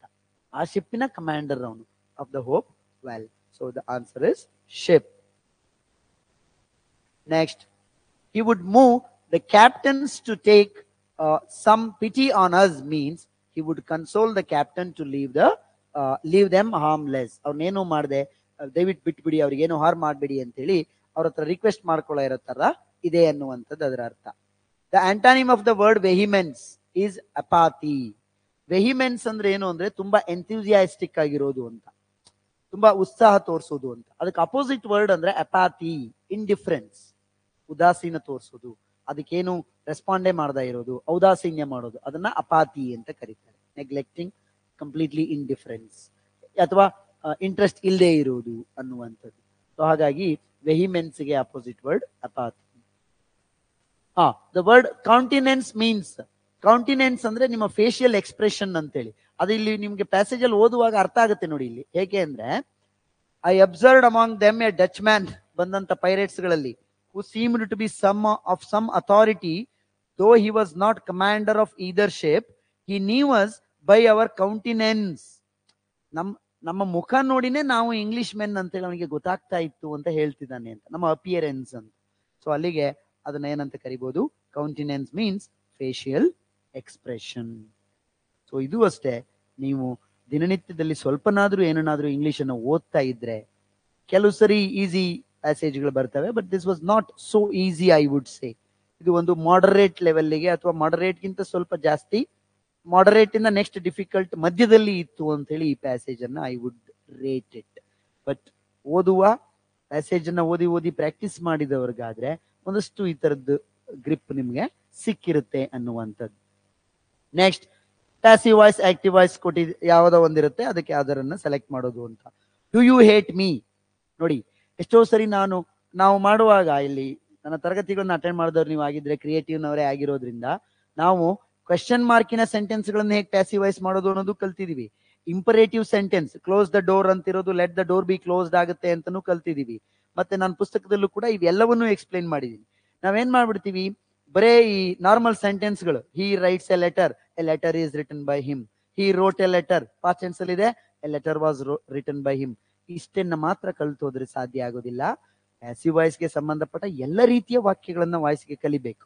Question ಅಲ್ಲಿ ಇದೆ, question should also be kept in question in passive voice also. Do you hate me, do you hate me ಅನ್ನೋದು simple present tense ಅಲ್ಲಿ ಇದೆ, ಅದೇ ಸಿಂಪಲ್ ಪ್ರೆಸೆಂಟ್ ಟೆನ್ಸ್ ಅಲ್ಲೇ ಪ್ಯಾಸಿವ್ ವಾಯ್ಸ್ಗೆ ಹೋಗ್ಬೇಕು. ಮೀ ಅನ್ನೋದು ಈ ಕಡೆ ಬಂದಾಗ ಕ್ವೆಶ್ಚನ್ ಆಗಿ ಉಳಿಬೇಕಾಗಿರೋದ್ರಿಂದ ಐ ಆಗುತ್ತೆ. ಡೂ ಜೊತೆಗೆ ಐ ಜೊತೆಗೆ ಇಲ್ಲಿ ಡೂ ಬಳಸಿದೀವಿ, ಬಟ್ ಐ ಜೊತೆಗೆ ಸಿಂಪಲ್ ಪ್ರೆಸೆಂಟ್ ಟೆನ್ಸ್ ಅಲ್ಲಿ ಬಳಸುವ ಹೆಲ್ಪಿಂಗ್ ವರ್ಬ್ ಯಾವುದು ಅಂದ್ರೆ am. Am I hated by you. Am, me ಇರೋದು ಐ ಆಗಿದೆ, ಹೇಟ್ ಇರೋದು V3 ನೇ ಬಳಸಬೇಕು ಪ್ಯಾಸಿವ್ ವಾಯ್ಸ್ ಅಲ್ಲಿ ಯಾವಾಗ್ಲೂ, ಹೇಟೆಡ್ ಬೈ ಯು. ನೋಡಿ, ಇದು ನೆಗೆಟಿವ್ ಆಗೋಯ್ತು. ಇದು ಡಸ್ ಐ ಹೇಟೆಡ್, ಡಸ್ ಜೊತೆಗೆ ಐ ಬರೋದೇ ಇಲ್ಲ, ಅಲ್ಲೇ ಅದನ್ನ ತೆಗೆದು ಹಾಕ್ಬೋದು. ಡಿಡ್ ಐ ಹೇಟೆಡ್ ಅಂದ್ರೆ ಡಿಡ್ ಇಲ್ಲಿ ಪಾಸ್ಟ್ ಟೆನ್ಸ್ ಇಲ್ಲ, ಪ್ರೆಸೆಂಟ್ ಟೆನ್ಸ್ ಇರೋದು. ಪ್ಯಾಸಿವ್ ವಾಯ್ಸ್ ಗಳನ್ನ ಮಾಡುವಾಗ ಅಥವಾ ವಾಯ್ಸಸ್ಗೆ ಸಂಬಂಧಪಟ್ಟ ಹಾಗೆ ಒಂದು ವಿಷಯ ನೆನ್ಪಿಟ್ಕೊಳ್ಳಿ, ಒರಿಜಿನಲ್ ಟೆನ್ಸ್ ಯಾವ್ದ್ರಲ್ಲಿ, ಒರಿಜಿನಲ್ ಸೆಂಟೆನ್ಸ್ ಯಾವ ಟೆನ್ಸ್ ಅಲ್ಲಿ ಇರುತ್ತೋ ಅದೇ ಟೆನ್ಸ್ ಅಲ್ಲೇ ಪ್ಯಾಸಿವ್ ವಾಯ್ಸ್ಗೆ ಹೋಗ್ಬೇಕು. ಆ ಒರಿಜಿನಲ್ ಟೆನ್ಸ್ ಅಂತ ನಾನು ಹೇಳುವಾಗ ನಿಮಗೆ ಮೊದಲು 12 ಟೆನ್ಸ್ಗಳು ಕರೆಕ್ಟ್ ಆಗಿ ಗೊತ್ತಿರಬೇಕು. ಸೊ ಇದೆಲ್ಲ ಹೇಗೆ ಅಂದ್ರೆ, ಜನರಲ್ ಇಂಗ್ಲಿಷ್ ಪ್ರಿಪರೇಷನ್ ಅಂದ್ರೆ ನೀವು 12 ಟೆನ್ಸ್ಗಳನ್ನ ಫಸ್ಟ್ ಅಧ್ಯಯನ ಮಾಡಬೇಕು. ಟೆನ್ಸ್ಗಳ ಮೇಲೆ ಎಷ್ಟೋ ಪರೀಕ್ಷೆಗಳಲ್ಲಿ ಪ್ರಶ್ನೆಗಳು ಬಂದಿದ್ದಾವೆ. ಅದನ್ನ ಎರರ್ ಐಡೆಂಟಿಫಿಕೇಶನ್ ತರ ಬಂದಿದೆ, ಫಿಲ್ ಇನ್ ದ ಬ್ಲಾಂಕ್ ತರ ಬಂದಿದೆ. ಸಿಂಪಲ್ ಪ್ರೆಸೆಂಟ್ ಟೆನ್ಸ್ ಅಂದ್ರೆ ಏನು, ಕಂಟಿನ್ಯೂಸ್ ಟೆನ್ಸ್ ಅಂದ್ರೆ ಏನು, ಅದನ್ನ ಯಾವಾಗ ಬಳಸ್ತೀವಿ, ಪರ್ಫೆಕ್ಟ್ ಅಂದ್ರೆ ಏನು, ಹ್ಯಾವ್, ಹ್ಯಾಸ್, ಇದೆಲ್ಲ ಏನಿದೆ ಇಂಗ್ಲಿಷ್ ಅಲ್ಲಿ, ಅವೆಲ್ಲ ಗೊತ್ತಿದ್ದಾಗ ಇಲ್ಲಿ ನೋಡಿ, ನಿಮಗೆ ತೀರಾ ಇದರಲ್ಲಿ ಪ್ಯಾಸಿವ್ ವಾಯ್ಸೇ ಗೊತ್ತಿಲ್ಲ ಅಂದ್ರೂ ಆನ್ಸರ್ ಹೆಂಗ್ ಬರುತ್ತೆ ಅಂತ ಹೇಳ್ತೀನಿ ಕೇಳಿ. ಇಲ್ಲಿ do you hate me positive ಇಲ್ಲಿದೆ, ಇಲ್ಲೇನೋ ನಾಟ್ ಎಲ್ಲ ಬಂದಿದೆ, ಬಿಟಾಕಿ ಅದನ್ನ. ಆಮೇಲೆ ಡಸ್ ಜೊತೆಗೆ ಐ ಬರೋದೇ ಇಲ್ಲ. ಐ ಡೂ ಯಾವಾಗ್ಲೂ, ಐ ಇಸ್ ಪ್ಲೂರಲ್, ಏನು ಹೆಲ್ಪಿಂಗ್ ವರ್ಬ್ಗಳಿಗೆ ಸಂಬಂಧಪಟ್ಟ ಹಾಗೆ ಐ ಡೂ ಅಂತೀವಿ, ಐ ಡೋಂಟ್ ಅಂತೀವಿ, ಐ ಡಸ್ ಅನ್ನಲ್ಲ, ಐ ಡಸಂಟ್ ಅನ್ನಲ್ಲ. ಹಿ ಶಿ ಇಟ್ ಜೊತೆಗೆ ಡಸ್ ಬರುತ್ತೆ. ಸೊ ಹಾಗಾಗಿ ಡಸ್ ಐ ಅಂದ ತಕ್ಷಣ ಅದು ಹೋಯ್ತು. ಮೂರನೇದು ಇನ್ನೊಂದು ರೂಲ್ ನಿಮ್ಗೆ ಗೊತ್ತಿದ್ರೆ ನಾನು ಎಷ್ಟೋ ಸರಿ ಪಾಠ ಮಾಡುವಾಗ ಹೇಳಿದೀನಿ, ಡಿಡ್ ಐ ಹೇಟೆಡ್. ಯಾವ ವಾಕ್ಯದಲ್ಲಿ ಡಿಡ್ ಬರುತ್ತೋ ಅಥವಾ ಡಿಡೆಂಟ್ ಬರುತ್ತೋ ಆ ವಾಕ್ಯದಲ್ಲಿ ಮತ್ತೊಂದು ಪಾಸ್ಟ್ ಟೆನ್ಸ್ ಬರೋದಿಲ್ಲ. ಹಾಗಾಗಿ ದಿಸ್ ಈಸ್ ಆಲ್ಸೋ ರಾಂಗ್. ಮತ್ತೆ ಇಲ್ಲಿ ಡೂ ಇದೆ, ಇಲ್ಲಿ ಡಿಡ್ ಇಲ್ಲ, ಪಾಸ್ಟ್ ಟೆನ್ಸ್ ಅಲ್ಲಿ ಇದೆ. So that is wrong. Am I hated by you which is in the same tense. So this we need to understand. Original tense, ಅದಕ್ಕೆ ನೀವು tense ನ ಕಲಿಬೇಕು, ಆಕ್ಟಿವ್ ವಾಯ್ಸ್ ಪ್ಯಾಸಿವ್ ವಾಯ್ಸ್ ಕಲಿಬೇಕು, ನಂತರ direct indirect speech ನ ಕಲಿಬೇಕು. ನಿಮ್ಗೆ ಪುಸ್ತಕದಲ್ಲಿ ಅವುಗಳನ್ನ ನೀಟಾಗಿ ನಾನು ಎಕ್ಸ್ಪ್ಲೈನ್ ಮಾಡ್ತಾ ವಿತ್ ವರ್ಕ್ ಬುಕ್ ತರ ಪ್ರಾಕ್ಟೀಸ್ಗೂ ಇರೋದನ್ನ ಕೊಟ್ಟಿದ್ದನ್ನ ಬಳಕೆ ನೀವು ಮಾಡ್ಕೊಳ್ಬಹುದು. ಆಗ ಮಾತ್ರ ಅವನ್ನ ಪ್ರಾಕ್ಟೀಸ್ ಮಾಡಿ ಮಾಡಿ ಮಾಡಿ ಬಳಸಿದ್ರೆ ಇದನ್ನ ಕನ್ವರ್ಟ್ ಮಾಡ್ಲಿಕ್ಕೆ ಗೊತ್ತಾಗುತ್ತೆ. ಇವೆಲ್ಲ ಹೇಗೆ ಅಂದ್ರೆ ಹಳೆ ಪೇಪರ್ ಅಲ್ಲಿ ಬಂದಿರೋ ಕ್ವೆಶನ್ ಬರೋದಿಲ್ಲ, ಬಟ್ ರೂಲ್ಸ್ ಸೇಮೇ. ವಾಯ್ಸಿಗೆ ಸಂಬಂಧಪಟ್ಟಾಗೆ, ಆರ್ಟಿಕಲ್ಸ್ಗೆ ಸಂಬಂಧಪಟ್ಟಾಗ ರೂಲ್ಸ್ ಸೇಮೇ. ಆ ರೂಲ್ಸ್ ಅನ್ನ ನಾವು ಕಲ್ತ್ಕೊಂಡಿದ್ರೆ, ನಾನು ಬಹಳ ಸರಿ ಹಳಬರಾಗಿದ್ರೆ ನಿಮ್ಗೆ ಗೊತ್ತಿರುತ್ತೆ, ಒಂದ್ ಮಾತು ಹೇಳ್ತೀನಿ, ಪ್ರತಿ ಪ್ರಶ್ನೆಗೆ ನೀವು ಆನ್ಸರ್ ಮಾಡುವಾಗ your answer should be guided by rules, not emotions. ಇದಲ್ದಿದ್ರಿದು ಅಂತ ಹೇಳಿ ಹಾಕಿದ್ರೆ ಆನ್ಸರ್ ಸರಿಯಾಗೋದಿಲ್ಲ. ಇದೇನೋ ಒಂದು ಕ್ವೆಶನ್ ಇದೆ, ಇದಕ್ಕೇನೋ ಒಂದು ರೂಲ್ ಇದೆ, ಗೈಡ್ಲೈನ್ ಇದೆ, ಅದ್ರ ಪ್ರಕಾರ ಆನ್ಸರ್ ಹಾಕಿದಾಗ ಮಾತ್ರ ಅದು ಸರಿಯಾಗತ್ತೆ ಅನ್ನುವಂಥದ್ದು. For that you need to be prepared. They were driving a new car, ಇದು ಕೂಡ ಏನು ಪ್ಯಾಸಿವ್ ವಾಯ್ಸ್. ಪ್ಯಾಸಿವ್ ವಾಯ್ಸ್ ಬರಿಬೇಕಾಗಿದೆ, ಆಕ್ಟಿವ್ ವಾಯ್ಸ್ ಅಲ್ಲಿ ಕೊಟ್ಟಿದ್ದೆ ನೋಡಿ.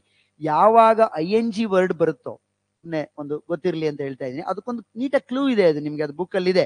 ಸಿಂಪಲ್ ಟೆನ್ಸ್ ಇದ್ರೆ ಹೇಗೆ ಪ್ಯಾಸಿವ್ ಮಾಡ್ತೀವಿ, ING ಬಂದಾಗ ಏನ್ ಮಾಡ್ತೀವಿ, ಹ್ಯಾವ್ ಹ್ಯಾಸ್ ಹ್ಯಾಡ್ ಬಂದಾಗ ಏನ್ ಮಾಡ್ತೀವಿ ಅಂತ. ING ಬಂದಾಗ ನೀವು ನನ್ನ ಕ್ಲಾಸ್ ಅಟೆಂಡ್ ಮಾಡಿದಾಗ ಇದನ್ನ ಹೇಳಿರ್ತೀನಿ, ನೀವು ಎಲ್ಲಿ ING ನೋಡ್ತಿರೋ ಅಲ್ಲಿ ಬೀಯಿಂಗ್ ಬರಲೇಬೇಕು ಅಂತ. They were driving a new car. A new car ಅನ್ನ ಈ ಕಡೆ ತಗೊಳ್ತೀನಿ, ಆಬ್ಜೆಕ್ಟ್ ಅನ್ನ ಸಬ್ಜೆಕ್ಟ್ ಮಾಡ್ತೀನಿ, ಸಿಂಗ್ಯುಲರ್ ಇರೋದ್ರಿಂದ ವಾಸ್ ಬರುತ್ತೆ, ಕಂಟಿನ್ಯೂಟಿ ಇರೋದ್ರಿಂದ ಬೀಯಿಂಗ್ ಬರಲೇಬೇಕು, driven by them. New car was driven, being driven by them. ಇಲ್ಲಿ new car was driven by them ಅಷ್ಟೇ ಇದೆ. ಇದು ಪ್ಯಾಸಿವ್ ವಾಯ್ಸ್ ನ ಸರಿಯಾದ ವಾಕ್ಯ ಹೌದು, ಆದ್ರೆ ಈ ವಾಕ್ಯದ ಪ್ಯಾಸಿವ್ ವಾಯ್ಸ್ ಇದಲ್ಲ, ಇದು ಸಿಂಪಲ್ ಪಾಸ್ಟ್ ಟೆನ್ಸ್ ನ ಪ್ಯಾಸಿವ್ ವಾಯ್ಸ್. ಸೊ ಪ್ರತಿ ಪ್ಯಾಸಿವ್ ವಾಯ್ಸ್ ಕೂಡ ಕಂಟಿನ್ಯೂಸ್ ಅಲ್ಲಿ ಇದ್ರೆ ಕಂಟಿನ್ಯೂಸ್ ಅಲ್ಲಿ ಇರಬೇಕು, ಸಿಂಪಲ್ ಅಲ್ಲಿ ಇದ್ರೆ ಸಿಂಪಲ್ ಅಲ್ಲಿ ಇರಬೇಕು. ಹ್ಯಾವ್ ಹ್ಯಾಸ್ ಹ್ಯಾಡ್ ಬಂದ್ರೆ ಇದೇ ರೀತಿ ಎಕ್ಸ್ಟ್ರಾ ಬರುವ ಪದ ಯಾವುದು ಅಂದ್ರೆ ಬೀನ್. ಹೇಗೆ ING ಬಂದಾಗ ಬೀಯಿಂಗ್ ಬರುತ್ತೋ, ಹ್ಯಾವ್ ಹ್ಯಾಸ್ ಹ್ಯಾಡ್ ಬಂದಾಗ ಬೀನ್ ಬರುತ್ತೆ. ನಿಮ್ಗೆ HK ಪೇಪರ್ ಅಲ್ಲಿ ನೋಡಿ, ವಿಲ್ ಅಂತ ಇರೋದೇನೋ ಒಂದು ಬಂದಿದೆ, the documents will be distributed, ಆ ತರದ್ದೇನೋ ಇದೆ. ಯಾವಾಗ will, shall, may, might, can, could ಈ ಮಾಡೆಲ್ ಆಕ್ಸಿಲರೀಸ್ ಬರ್ತಾವೋ ಅದ್ರ ಜೊತೆಗೆ ಬಿ ಅನ್ನೋದು ಎಕ್ಸ್ಟ್ರಾ ಬರಬೇಕು. ಅಟ್ಲೀಸ್ಟ್ ಇಷ್ಟಾದ್ರೂ ನಾಲೆಜ್ ನಿಮ್ಗೆ ಇದ್ದಿದ್ದಾದ್ರೆ ಸುಲಭವಾಗಿ ಇಲ್ಲಿ ಬೀಯಿಂಗ್ ಇರೋದು ಇದೆರಡೇ ಆಪ್ಷನ್ ಅಲ್ಲಿ. ಇಲ್ಲಿ ನೋಡಿ ಯಾಕೆ ಈ ಆಪ್ಷನ್ ತಪ್ಪಾಗುತ್ತೆ ಅಂದ್ರೆ, ಎ ನ್ಯೂ ಕಾರ್ ಅನ್ನೋದು ಸಿಂಗ್ಯುಲರ್, ಬಟ್ ಅವನು ವರ್ ಅಂತ ಬಳಸಿದಾನೆ, ಬಿದ್ದೋಯ್ತಾನೆ. ಈ ತರ ಸಣ್ಣ ಸಣ್ಣ ವಿಷಯಗಳಿರುತ್ತೆ. ಅದಕ್ಕೆ ನಮ್ಗೆ ಸಬ್ಜೆಕ್ಟ್ ಅಂದ್ರೇನು, ವರ್ಬ್ ಅಂದ್ರೇನು, ಸಿಂಗ್ಯುಲರ್ ಯಾವುದು, ಪ್ಲೂರಲ್ ಯಾವುದು, ಮತ್ತೆ ಅವುಗಳ ಅಗ್ರಿಮೆಂಟ್ ಏನು, ಹ್ಯಾವ್ ಅಂದ್ರೇನು, ಹ್ಯಾಸ್ ಅಂದ್ರೇನು, ಡಿಡ್ ಏನು, ವಾಸ್ ಏನು, ವರ್ ಏನು, ಇವುಗಳ ಒಂದು ಬೇಸಿಕ್ ಅಂಡರ್ಸ್ಟ್ಯಾಂಡಿಂಗ್ ಕರೆಕ್ಟ್ ಆಗಿತ್ತು ಅಂತ ಆದ್ರೆ ಎಷ್ಟೋ ಸರಿ you can easily tackle such questions. ಇದು indirect speech. Direct indirect speech ಗೆ ಕನ್ವರ್ಟ್ ಮಾಡುವಂಥದ್ದು ನೋಡಿ. ನಾವು ಡಿಸ್ಕಸ್ ಮಾಡಿದೀವಿ ರಿಪೋರ್ಟೆಡ್ ಸ್ಪೀಚ್ ಮಾಡುವಾಗ, ಯೂಶುವಲಿ ರಿಪೋರ್ಟೆಡ್ ಸ್ಪೀಚ್ ಮಾಡುವಾಗ ಮಾತ್ರ ಇನ್ನೋಟೆಡ್ ಕಾಮಾ ಒಳಗಡೆ ಇರುವಂತ ವಾಕ್ಯದ ಟೆನ್ಸ್ ಚೇಂಜ್ ಆಗುತ್ತೆ. ಅದು ಹೇಗೆ ಚೇಂಜ್ ಆಗುತ್ತೆ, there are rules for it. Past tense ಏನಾಗುತ್ತೆ, ಪ್ರೆಸೆಂಟ್ ಟೆನ್ಸ್ ಎಲ್ಲ ಪಾಸ್ಟ್ ಟೆನ್ಸಿಗೆ ಹೋಗುತ್ತೆ, ಅದ್ರದ್ದೇ ಏನೋ ಕೆಟಗರಿಲಿ ಅಂತ ಹೇಳಿ ಡಿಸ್ಕಸ್ ಮಾಡಿದೀವಿ. ಬಟ್ ಕೊನೆಯದಾಗಿನೂ ಕೂಡ ಒಂದು ರೂಲ್ ಇಂಪಾರ್ಟೆಂಟ್ ಡಿಸ್ಕಸ್ ಮಾಡಿದೀವಿ, ಏನು ಅಂದ್ರೆ ಹಿ ಸೆಡ್ ಅಂತ ಇದ್ರೆ ಆಗ ಇದ್ರ answer he said that he had made a mistake ಆಗ್ಬಿಡೋದು. I have made a mistake ಅನ್ನೋದು ಪ್ರೆಸೆಂಟ್ ಪರ್ಫೆಕ್ಟ್ ಟೆನ್ಸ್ ಅಲ್ಲಿ ಇದೆ. ಒಂದ್ ತಿಳ್ಕೊಳ್ಳಿ, ಎಲ್ಲಾ ಪ್ರೆಸೆಂಟ್ ಟೆನ್ಸಿನ ವಾಕ್ಯಗಳು ಇನ್ನೋಟೆಡ್ ಕಾಮಾ ಒಳಗಡೆ ಇರೋದು ರಿಪೋರ್ಟೆಡ್ ಸ್ಪೀಚ್ ಅಲ್ಲಿ ಅದರದ್ದೇ ಆದ ಪಾಸ್ಟ್ ಟೆನ್ಸಿಗೆ ಹೋಗ್ಬೇಕು. ಹ್ಯಾವ್ ಹ್ಯಾಸ್ ಅಂತ ನೋಡಿದ್ರೆ ನೀವು ಕಣ್ಣು ಮುಚ್ಕೊಂಡು ಅದನ್ನ ಹ್ಯಾಡ್ ಮಾಡ್ಬೇಕು ಪಾಸ್ಟ್ ಪರ್ಫೆಕ್ಟ್ ಗೆ ಅಷ್ಟೇ. ಆದ್ರೆ ಇಲ್ಲಿ ಸೇಸ್ ಅಂತ ಇದೆ ರಿಪೋರ್ಟಿಂಗ್ ವರ್ಬ್. ರೂಲ್ ಏನು ಅಂದ್ರೆ, if the reporting verb is either in present tense or in future tense, ಅಂದ್ರೆ ಹಿ ಸೇಸ್, ಹಿ ಇರೋದ್ರಿಂದ ಎಸ್ ಸೌಂಡ್ ಇದೆ, he says, she says, Ramya says, Raju says ಅಂತಾನೆ ಬರುತ್ತೆ. ರಾಜು ಸೇ ಅಲ್ಲ, ಹಿ ಸೇ ಅಲ್ಲ, ಥರ್ಡ್ ಪರ್ಸನ್ ಸಿಂಗ್ಯುಲರ್ ಆಗಿರೋದ್ರಿಂದ ಎಸ್ ಸೌಂಡ್ ಬರುತ್ತೆ. ಅದೇ ರೀತಿ ವಿ ಇದ್ರೆ ಸೇ ಬರುತ್ತೆ, we say, you say, they say. Say, says, will say, shall say. ಈ 4 ರಿಪೋರ್ಟಿಂಗ್ ವರ್ಬ್ ಏನಾದ್ರೂ ಆಗಿದ್ವು ಅಂದ್ರೆ ಆಗ ಇಲ್ಲಿ ಒಳಗಡೆ ಇರುವ ವಾಕ್ಯದಲ್ಲಿ ಪ್ರನೌನ್ಸ್ ಮಾತ್ರ ಚೇಂಜ್ ಮಾಡಬೇಕು, ಟೆನ್ಸ್ ಚೇಂಜ್ ಮಾಡಬಾರ್ದು. ನೋಡಿ, ಹಿ ಸೆಡ್ ಅಂದ್ರೆ ಅವನು ಹೇಳಿದ್ದ ಅಂತ ನಾವು ಹೇಳೋದ್ರಿಂದ ಒಳಗಡೆ ಇರೋ ವಾಕ್ಯವನ್ನ ಎಲ್ಲವನ್ನು ಪಾಸ್ಟ್ ಟೆನ್ಸ್ ಕನ್ವರ್ಟ್ ಮಾಡಬೇಕು. ಬಟ್ ಹಿ ಸೇಸ್ ಅಂದ್ರೆ ಹೇಳುತ್ತಾನೆ ಅಂತ. You are still reporting it in present tense, simple present tense. ಹಾಗಾಗಿ ಒಳಗಡೆ ಇರುವ ವಾಕ್ಯವನ್ನ ಪಾಸ್ಟ್ ಟೆನ್ಸ್ ಗೆ ಕನ್ವರ್ಟ್ ಮಾಡಬಾರ್ದು. ಅದು ಯಾವ ಟೆನ್ಸ್ ಅಲ್ಲಿ ಇದೆಯೋ ಅದೇ ಟೆನ್ಸ್ ಅಲ್ಲಿ ಇಡಬೇಕು. ಸೊ ಇದಕ್ಕೆ answer he says that. I ಅನ್ನೋದು ಪ್ರನೌನ್, ನಾನು ಅಂತಿರೋದು ಅವನು ಆಗುತ್ತೆ. ಹಿ, ಇಲ್ಲಿ ಐ ಇರೋದ್ರಿಂದ ಹ್ಯಾವ್ ಬಂದಿದೆ, ಬಟ್ ಹಿ ಇರೋದ್ರಿಂದ ಸೇಮ್ ಟೆನ್ಸ್ ಅಲ್ಲೇ ಇದೆ. He has made a mistake. I have made a mistake ಅನ್ನೋದು simple present tense, he has made a mistake ಅನ್ನೋದು ಕೂಡ ಸಿಂಪಲ್ ಪ್ರೆಸೆಂಟ್ ಟೆನ್ಸ್ ಅಲ್ಲೇ ಇದೆ. So that is very important. ನೋಡಿ, ಇವಕ್ಕೆಲ್ಲ ನಿಮ್ಗೆ ಕರೆಕ್ಟ್ ಆಗಿ ಗೈಡ್ ಲೈನ್ ಗೊತ್ತಿಲ್ಲ ಅಂದ್ರೆ ಯಾವ ಕಾರಣಕ್ಕೂ ಸರಿಯಾದ ಆನ್ಸರ್ ನ ಪಿಕ್ ಮಾಡ್ಲಿಕ್ಕೆ ಸಾಧ್ಯನೇ ಇಲ್ಲ. ಗೈಡ್ ಲೈನ್ ಗೊತ್ತಿದ್ದು ಕೂಡ ನನ್ನ ಪ್ರಕಾರ ಕೆಲವರಾದ್ರೂ ತಪ್ಪು ಬರೆದು ಬಂದಿರ್ತೀರಾ. ಯಾಕೆ ಅಂದ್ರೆ ನೀವು ಇದನ್ನ ಅಬ್ಸರ್ವ್ ಮಾಡಿರೋದಿಲ್ಲ. ಹಿ ಸೇಸ್ ಅಂತ ಇರೋದನ್ನ ಅಬ್ಸರ್ವ್ ಮಾಡದೆ ಹಿ ಸೆಡ್ ಅಂತ ಅನ್ಕೊಂಡು, ಓ ಹಿ ಸೆಡ್ ದಟ್, ಸರ್ ಹೇಳಿದ್ರು ಹ್ಯಾವ್ ಹ್ಯಾಸ್ ನೋಡಿದ ತಕ್ಷಣ ಅದು ಹ್ಯಾಡ್ ಆಗ್ಬಿಡ್ಬೇಕು ಅಂತೇಳಿ ಅನ್ಕೊಂಡು ಹಿ ಹ್ಯಾಡ್ ಅಂತ ಮಾಡಿರುವ ಚಾನ್ಸಸ್ ಇರುತ್ತೆ. But that is wrong. He has made a mistake because it is in the same tense. Next one, prefix ಗಳಿಗೆ ಸಂಬಂಧಪಟ್ಟಂತದ್ದು ತುಂಬಾ ಸಿಂಪಲ್ ಆಗಿ ಇದೆ ಇದು. ಪ್ರಾಪರ್ ಅನ್ನೋದಕ್ಕೆ improper, fortunate, unfortunate, relevant, irrelevant, conduct, misconduct. This is the answer. Next, ಇಡಿಯಂಗಳಿಗೆ ಸಂಬಂಧಪಟ್ಟ ಹಾಗೆ ಇರುವಂತದ್ದು. ಇಡಿಯಂಗಳು ಅಷ್ಟೇ, ನಿಮ್ಗೆ ಪುಸ್ತಕದಲ್ಲಿ ಒಂದು ಲಿಸ್ಟ್ ಮಾಡಿ ನಾನು ಕನ್ನಡದಲ್ಲಿ ಕೊಟ್ಬಿಟ್ಟಿದ್ದೀನಿ, ಅದಕ್ಕೆ ಅವುಗಳ ಅರ್ಥವನ್ನ ಮತ್ತೆ ಮತ್ತೆ ಮತ್ತೆ ಮತ್ತೆ ಓದ್ತಾ ಇರಬೇಕು. ಎಲ್ಲೋ ಒಂದ್ ಕಡೆ ಒಂದು ಇಡಿಯಂ ಅನ್ನು ನೀವು ಬಳಸ್ಬಿಡ್ಬೇಕು ನಿಮ್ಮ ಡೇ ಟು ಡೇ ಲೈಫ್ ಅಲ್ಲಿ. ನೀವು ಯಾವಾಗ ಬಳಸ್ತಿರೋ ಯಾವ್ದೋ ಒಂದು ಸಿಚುವೇಶನ್ ಅಲ್ಲಿ ನಿಮ್ಗೆ ಅದು ಜೀವನ ಇಡೀ ಮರ್ತೋಗೋದಿಲ್ಲ. ಆ ಪ್ರಾಕ್ಟೀಸ್ ಅನ್ನ ನಿಧಾನಕ್ಕೆ ಮಾಡ್ತಾ ಹೋಗ್ಬೇಕು. ಯಾಕೆ ಅಂದ್ರೆ ಇತ್ತೀಚಿನ ಎಲ್ಲ ಪರೀಕ್ಷೆಗಳಲ್ಲಿ ಮಿನಿಮಮ್ 3 to 4 ಕ್ವೆಶನ್ಸ್ ಇಡಿಯಮ್ಸ್ ಮೇಲೆ ಇರುತ್ತೆ. ಮತ್ತೆ ಅವು ಕೂಡ ಒಂದಷ್ಟು 4 ಇದ್ರೆ ಮಿನಿಮಮ್ 3 ರಿಪೀಟ್ ಆಗಿರೋದಿರುತ್ತೆ, ಒಂದು ಹೊಸದಿರುತ್ತೆ. ನಾವು ಹಳೆ ಇಡಿಯಂ ಎಲ್ಲವುಗಳನ್ನು ಓದಿ ಓದಿ ಅದೇನ್ ಹೇಳುತ್ತೆ, ಅದರ ಅರ್ಥ ಏನು ಅಂತೇಳಿ ಗ್ರಹಿಸ್ಲಿಕ್ಕೆ ಪ್ರಯತ್ನ ಪಟ್ರೆ ಮುಂದಿನ ಪರೀಕ್ಷೆಗಳಲ್ಲಿ ಖಂಡಿತ ಅದರ ಉಪಯೋಗ ಆಗತ್ತೆ. ನೋಡಿ, ಫುಲ್ ಆಫ್ ಬೀನ್ಸ್ ಅಂದ್ರೆ ಯಾವಾಗಾದ್ರೂ ವ್ಯಕ್ತಿಗಳು ಫುಲ್ ಎನರ್ಜೆಟಿಕ್ ಆಗಿರೋದನ್ನ ಹೇಳ್ತೀವಿ. Rahul is full of beans from the moment he wakes up. ಆ ವಾಕ್ಯ ಓದಾಗ್ಲೂ ನಮ್ಗೆ ಒಂಥರ ಗೊತ್ತಾಗತ್ತೆ. ಎದ್ದಾಗ್ನಿಂದ ಅವನು ಡಲ್ ಇದ್ರೆ ಫುಲ್ ಆಫ್ ಬೀನ್ಸ್ ಅಂತ ಹೇಳೋದಿಲ್ಲ. Very energetic when he wakes up in the morning. ಎದ್ದಾಗ ತುಂಬಾ ಎನರ್ಜೆಟಿಕ್ ಆಗಿದ್ದಾನೆ ಅನ್ನೋದನ್ನ ಫುಲ್ ಆಫ್ ಬೀನ್ಸ್ ಅಂತೇಳಿ ಹೇಳ್ತೀವಿ. ನೋಡಿ, Riya told everything about the plan and upset the apple carrot.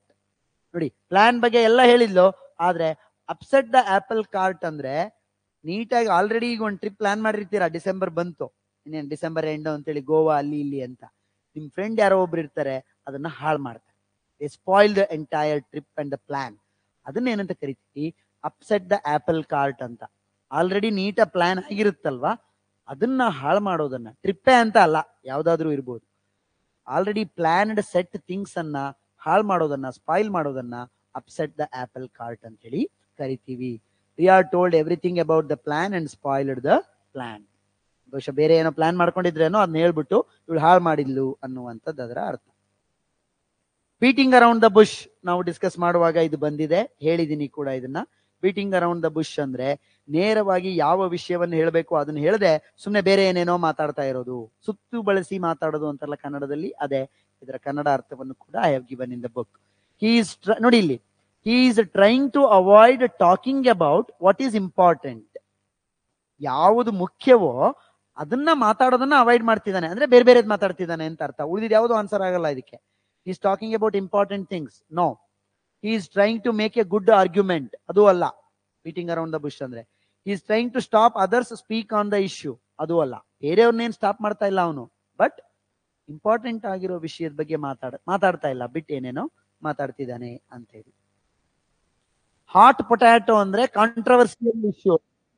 ಯಾವ ಟಾಪಿಕ್ ಅಥವಾ ಯಾವ ವಿಷಯ ಕಾಂಟ್ರವರ್ಷಿಯಲ್ ಆಗಿರುತ್ತೋ ಅದನ್ನ ಏನಂತ ಕರಿತೀವಿ ಇಂಗ್ಲಿಷ್ ಅಲ್ಲಿ? ಹಾಟ್ ಪೊಟ್ಯಾಟೊ ಅಂತ ಕರಿತೀವಿ. ಕೌಚ್ ಪೊಟ್ಯಾಟೊ ಅಂತ ಒಂದು ಬರುತ್ತೆ. ಕೌಚ್ ಪೊಟ್ಯಾಟೊ ಅಂದ್ರೆ ಏನು ಅಂದ್ರೆ ಸಿಕ್ಕಾಪಟ್ಟೆ ತಿಂದು ಮನೆಯಲ್ಲಿ ಸೋಫಾ ಮೇಲೆ ಕುತ್ಕೊಂಡು ಟಿವಿ ನೋಡ್ತಾ ದಪ್ಪ ಆಗಿರ್ತಾರಲ್ಲ, ಅದನ್ನ ಏನಂತ ಕರಿತೀವಿ? ಕೌಚ್ ಪೊಟ್ಯಾಟೊ ಅಂತ ಕರಿತೀವಿ. ಬಟ್ ಹಾಟ್ ಪೊಟ್ಯಾಟೊ ಅಂದ್ರೆ ಕಾಂಟ್ರವರ್ಷಿಯಲ್ ಅಂತ. she stopped her argument and left because it is too much of a hot potato. Because she stopped her argument. ನಾ ಬೇರೆದಕ್ಕೆ ಹೋಗೋದೇ ಇಲ್ಲ, ಯಾಕೆಂದ್ರೆ ನಂಗೆ ಅದು ಗೊತ್ತಿರೋದ್ರಿಂದ. Argument and left because it was a controversial issue. Next ಇದು close test ಅಂತ ಕರಿತೀವಿ ಇದನ್ನ. ಪ್ಯಾರಾಗ್ರಾಫ್ ನಲ್ಲಿ ಬ್ಲಾಂಕ್ ಗಳನ್ನ ಕೊಟ್ಟಿರ್ತಾರೆ, ಅಲ್ಲಿ ಯಾವ ಪದ ಬರುತ್ತೆ ಅದನ್ನ ನಾವು ಫಿಲ್ ಮಾಡಬೇಕು. Again, it is related to your languagearial skills, languagearial ability skills. So, along with grammar, it is important that you develop your comprehension skills. Reading ability, ಓದೋದು, ಓದಿದ್ದನ್ನ ಗ್ರಹಿಸೋದು, ಅವುಗಳನ್ನ ಬೆಳೆಸ್ಕೊಂಡ್ರೆ ಮಾತ್ರ ನಿಮ್ಗೆ 35ಗೆ above 30 ಬರುತ್ತೆ. ಬರೇ ಗ್ರಾಮರ್ ಅಲ್ಲಿ ಮಾತ್ರ ನಾನು ಪ್ರಿಪೇರ್ ಆಗ್ಬಿಡ್ತೀನಿ ಅಂತ ಆದ್ರೆ ಆಗ ಒಂದು ನೀವು 15ರಿಂದ 20 ಲೆವೆಲ್ ಅಲ್ಲಿ ಉಳ್ಕೊಳ್ಳೋ ಚಾನ್ಸಸ್ ಇರುತ್ತೆ. It depends on question paper again. Poetry is the language of the imagination and passions. It relates to whatever gives immediate, ನೋಡಿ ಇಲ್ಲಿ ಆರ್ ಪೇನ್ ಅಂತಿದೆ, ಅಲ್ಲಾದ್ರೂ ನಮಗೆ ಕ್ಲೂ ಸಿಗ್ಬೇಕು. ಪ್ಲೆಜರ್ ಆರ್ ಪೇನ್, ದುಃಖ ಅಥವಾ ಖುಷಿ ಎರಡು ಅಂತ ಇರೋದ್ರಿಂದ, ಆರ್ ಅಂತ ಇರೋದ್ರಿಂದ ಪ್ಲೆಜರ್ ಆರ್ ಪೇನ್ ಅನ್ನುವಂತ. ರಿಲೀಫ್ ಆರ್ ಪೇನ್ ಅಂತ ಹೇಳಕ್ ಬರಲ್ಲ, ಟ್ರಬಲ್ ಆರ್ ಪೇನ್ ಅಂತ ಹೇಳಕ್ ಬರೋದಿಲ್ಲ, ಸಪ್ಲೈ ಆರ್ ಪೇನ್ ಅರ್ಥವೇ ಇಲ್ಲ. So pleasure or pain. ನಿಮ್ಗೆ ಈ ತರದ ಪ್ರಶ್ನೆಗಳು ಒಂದೇ ಸರಿಗೆ ಗೊತ್ತಾಗೋದಿಲ್ಲ. ಪೂರ್ತಿ ಪ್ಯಾರಾಗ್ರಾಫ್ ಅನ್ನ ಒಂದ್ಸರಿ ಓದ್ಕೊಳ್ಳಿ first, and then you try to analyse ಏನ್ ಹೇಳಕ್ ಟ್ರೈ ಮಾಡ್ತಿದೆ ಅಂತ ಹೇಳಿ. Poetry is the dash language. ನೋಡಿ, ವರ್ಲ್ಡ್ಲಿ ಲ್ಯಾಂಗ್ವೇಜ್ ಅಂತ, ವರ್ಲ್ಡ್ಲಿ ಅಂದ್ರೆ ಪ್ರಾಪಂಚಿಕ ಅಂತ ಬರೋದಿಲ್ಲ. Sad, glorious, universal language. ಕಾವ್ಯ ಅನ್ನೋದು ಸಾರ್ವತ್ರಿಕವಾದ ಒಂದು ಭಾಷೆ ಅಂತ. Universal language which the heart holds with the nature and itself. Heart demands ಅಲ್ಲ, ಕಂಟ್ರೋಲ್ಸ್ ಅಲ್ಲ, ಅದು ಪ್ಯೂರಿಫೈಸು ಅಲ್ಲ. ಹೃದಯ ಅದನ್ನ ಅದ್ರ ಜೊತೆಯಲ್ಲಿ ಅಪ್ಕೊಂಡಿರುತ್ತೆ ಅಥವಾ ಒಳಗೊಂಡಿರುತ್ತೆ, ಹಿಡ್ಕೊಂಡಿರುತ್ತೆ ಅನ್ನುವ ಅರ್ಥದಲ್ಲಿ ಹೋಲ್ಡ್ಸ್ ಅನ್ನುವಂಥದ್ದು. Next, heart holds with the nature and it self. He who has, ನೋಡಿ ಪೂರ್ತಿ ಓದಿದ್ರೆ ಮಾತ್ರ ಇಲ್ಲಿ ಏನ್ ಬರ್ಬೇಕು ಅನ್ನೋದು ಗೊತ್ತಾಗುತ್ತೆ. He who has dash for poetry cannot have much respect for himself or for anything else ಅಂತ. ಅಂದ್ರೆ ಪೊಯೆಟ್ರಿ ಬಗ್ಗೆ ಯಾರಿಗೆ ಒಂಥರ ದ್ವೇಷ ಇದೆಯೋ ಅಥವಾ ಕೆಟ್ಟ ಭಾವನೆ ಇದೆಯೋ, ಕೀಳು ಭಾವನೆ ಇದೆಯೋ, ಕಂಟೆಂಪ್ಟ್ ಅಂದ್ರೆ ದ್ವೇಷ ಅಥವಾ ಒಂಥರ ಏನೋ ನೀವೇನಂತೀರಾ ನೆಗ್ಲೆಕ್ಟೆಡ್ ಅನ್ನುವಂತ ಭಾವನೆ. ಯಾರು ಪೊಯೆಟ್ರಿ ಬಗ್ಗೆ ಕಂಟೆಂಪ್ಷಿಯಸ್ ಆಗಿದಾರೋ, ಅದನ್ನ ದ್ವೇಷ ಮಾಡ್ತಾರೋ ಅಥವಾ ಅದ್ರ ಬಗ್ಗೆ ಅವ್ರಿಗೆ ಗೌರವ ಇಲ್ವೋ, ಆ ಮನುಷ್ಯ who has contempt for poetry cannot have much respect for himself. ನೋಡಿ 4 ಆಪ್ಷನ್ ಅಲ್ಲಿ ಏನೇನಿದಾವೆ? ಲವ್, ಹೆಲ್ ಅಂತಿದೆ, ಸಂಬಂಧವೇ ಇಲ್ಲ. ವರ್ಡ್ ಅಟ್ ಲಾರ್ಜ್, ಅದು ಅಲ್ಲಿ ಫಿಟ್ ಆಗುವ, ಯಾರಿಗೆ ಯಾವ್ದ್ರ ಬಗ್ಗೆ ರೆಸ್ಪೆಕ್ಟ್ ಇಲ್ವೋ ಅಂತ ಹೇಳಿ ಇರುವ ವಾಕ್ಯ ಅಲ್ಲಿ. ಸತಾನ್ ಫಿಟ್ ಆಗೋದೆ, ಸತಾನ್ ಅಂದ್ರೆ ಸೈತಾನ್ ಅನ್ನುವ ಅರ್ಥದಲ್ಲಿ. ಹಿಮ್ಸೆಲ್ಫ್ ಅಂದ್ರೆ ಯಾರಿಗೆ ಪೊಯೆಟ್ರಿ ಬಗ್ಗೆ ಗೌರವ ಇಲ್ವೋ, poetry cannot have much respect for himself, ಅವನಿಗೆ ಸ್ವತಃ ಅವನ ಬಗ್ಗೆ ಕೂಡ ಗೌರವ ಇಲ್ಲ ಅನ್ನುವಂಥದ್ದು ಅದರ ಅರ್ಥ. ಇದು ಸ್ವಲ್ಪ ಲಿಟ್ರರಿ ಆಗಿದೆ. ಸ್ವಲ್ಪ ಇಂಗ್ಲಿಷ್ ಅನ್ನ ಚೆನ್ನಾಗಿ ಓದಿ, ಲಿಟ್ರೇಚರ್ ಅನ್ನ ಓದಿ ಅರ್ಥ ಮಾಡ್ಕೊಳ್ಳುವ ಲೆವೆಲ್ ಅಲ್ಲಿ ಇದ್ದವರಿಗೆ ಸುಲಭವಾಗಿ ಗೊತ್ತಾಗತ್ತೆ. ಆಮೇಲೆ ಇಲ್ಲಿ ಹಿಮ್ಸೆಲ್ಫ್ ಬರ್ಬೇಕು ಅನ್ನೋ ನಮ್ಗೆ ಹೆಂಗ್ ಗೊತ್ತಾಗುತ್ತೆ ಅಂದ್ರೆ, ಫಾರ್ ಎನಿಥಿಂಗ್ ಎಲ್ಸ್ ಅನ್ನುವ ಪದ ನಮ್ಗೆ ಆ ಕ್ಲೂ ಅನ್ನ ಕೊಡ್ತಾ ಇದೆ. ಅವನಿಗೆ ಬೇರೆ ಯಾವ್ದ್ರ ಬಗ್ಗೆನೂ ಗೌರವ ಏನಿರೋದಿಲ್ಲ ಅಂದ್ರೆ, ಅವನ ಬಗ್ಗೆನೇ ಗೌರವ ಇಲ್ಲದೆ ಇರುವ ವ್ಯಕ್ತಿಗೆ ಬೇರೆ ಯಾವ್ದ್ರ ಬಗ್ಗೆನೂ ಗೌರವ ಇರೋದಿಲ್ಲ ಅನ್ನುವ ಅರ್ಥದಲ್ಲಿ. So these were the options. Next, the last question was about preposition. Preposition ಗೆ ಸಂಬಂಧಪಟ್ಟ ಆಗಿದೆ. ಇಲ್ಲೂ ಕೂಡ ಟ್ರಿಕಿ, ನೀವು ಅರ್ಜೆಂಟ್ ಅಲ್ಲಿ ಫಾರ್ ಅಂತ ಹಾಕಿದ್ರೆ ತಪ್ಪಾಗ್ಬಿಡುತ್ತೆ. ದ ಮ್ಯಾನೇಜಿಂಗ್ ಡೈರೆಕ್ಟರ್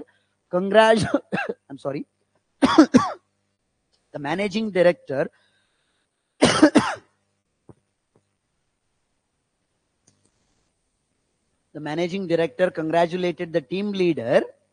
ನಮ್ಗೆ ಯೂಶುವಲಿ ತಕ್ಷಣ ಏನ್ ಅನ್ಸ್ಬಿಡುತ್ತೆ ಬಹಳ ಸಂದರ್ಭದಲ್ಲಿ ಅಂದ್ರೆ ಫಾರ್ ಹಿಸ್ ಸಕ್ಸಸ್ ಅಂತ ಆಗತ್ತೆ. ನಿಮ್ಮಲ್ಲಿ ಒಂದ್ ಸ್ವಲ್ಪ ಜನನಾದ್ರೂ ಫಾರ್ ಆಪ್ಷನ್ ಅನ್ನ ಹಾಕಿ ಬಂದಿರ್ತೀರಾ, ಆದ್ರೆ ಅದಕ್ಕೆ ಆನ್ ಅನ್ನೋದು ಸರಿಯಾದ ಉತ್ತರ. ಯಾಕೆ ಅಂದ್ರೆ ಕಂಗ್ರ್ಯಾಚುಲೇಷನ್ ಅನ್ನುವ ಪದದ ಜೊತೆಗೆ ವೆನ್ ಯು ಆರ್ ಕಂಗ್ರ್ಯಾಚುಲೇಟಿಂಗ್ ಸಂಬಡಿ, ಆಗ ನೀವು ಯಾವಾಗಲೂ ಅದ್ರ ಜೊತೆಗೆ ನೌನ್ ಇದ್ರೆ, ನೋಡಿ ಕಂಗ್ರ್ಯಾಚುಲೇಟೆಡ್ ಯಾರು? The team leader. If the word congratulation is followed by A noun, ಅದ್ರ ಪಕ್ಕದಲ್ಲಿ ನೌನೇ ಇತ್ತು ಅಂದ್ರೆ ಅದನ್ನ ಯಾವಾಗ್ಲೂ ನಾವು ಆನ್ ಅಂತಾನೆ ಬಳಸಬೇಕು ಹೊರತು ಫಾರ್ ಅಲ್ಲ. ಇದನ್ನ ನೀವು PUC ಲೆವೆಲ್ ಅಲ್ಲೇ ಕಲ್ತಿರ್ತೀರಾ, ಬಟ್ ಎಷ್ಟರ ಮಟ್ಟಿಗೆ ನೆನಪಿದೆಯೋ ಇಲ್ಲೋ ಗೊತ್ತಿಲ್ಲ. The managing director congratulated the team leader on his success. We congratulate him on his passing the exam. I congratulated him on his gold medal. We congratulated him on his building a new house. On his new house. ಈ ತರ ಹೇಳ್ಬೇಕು.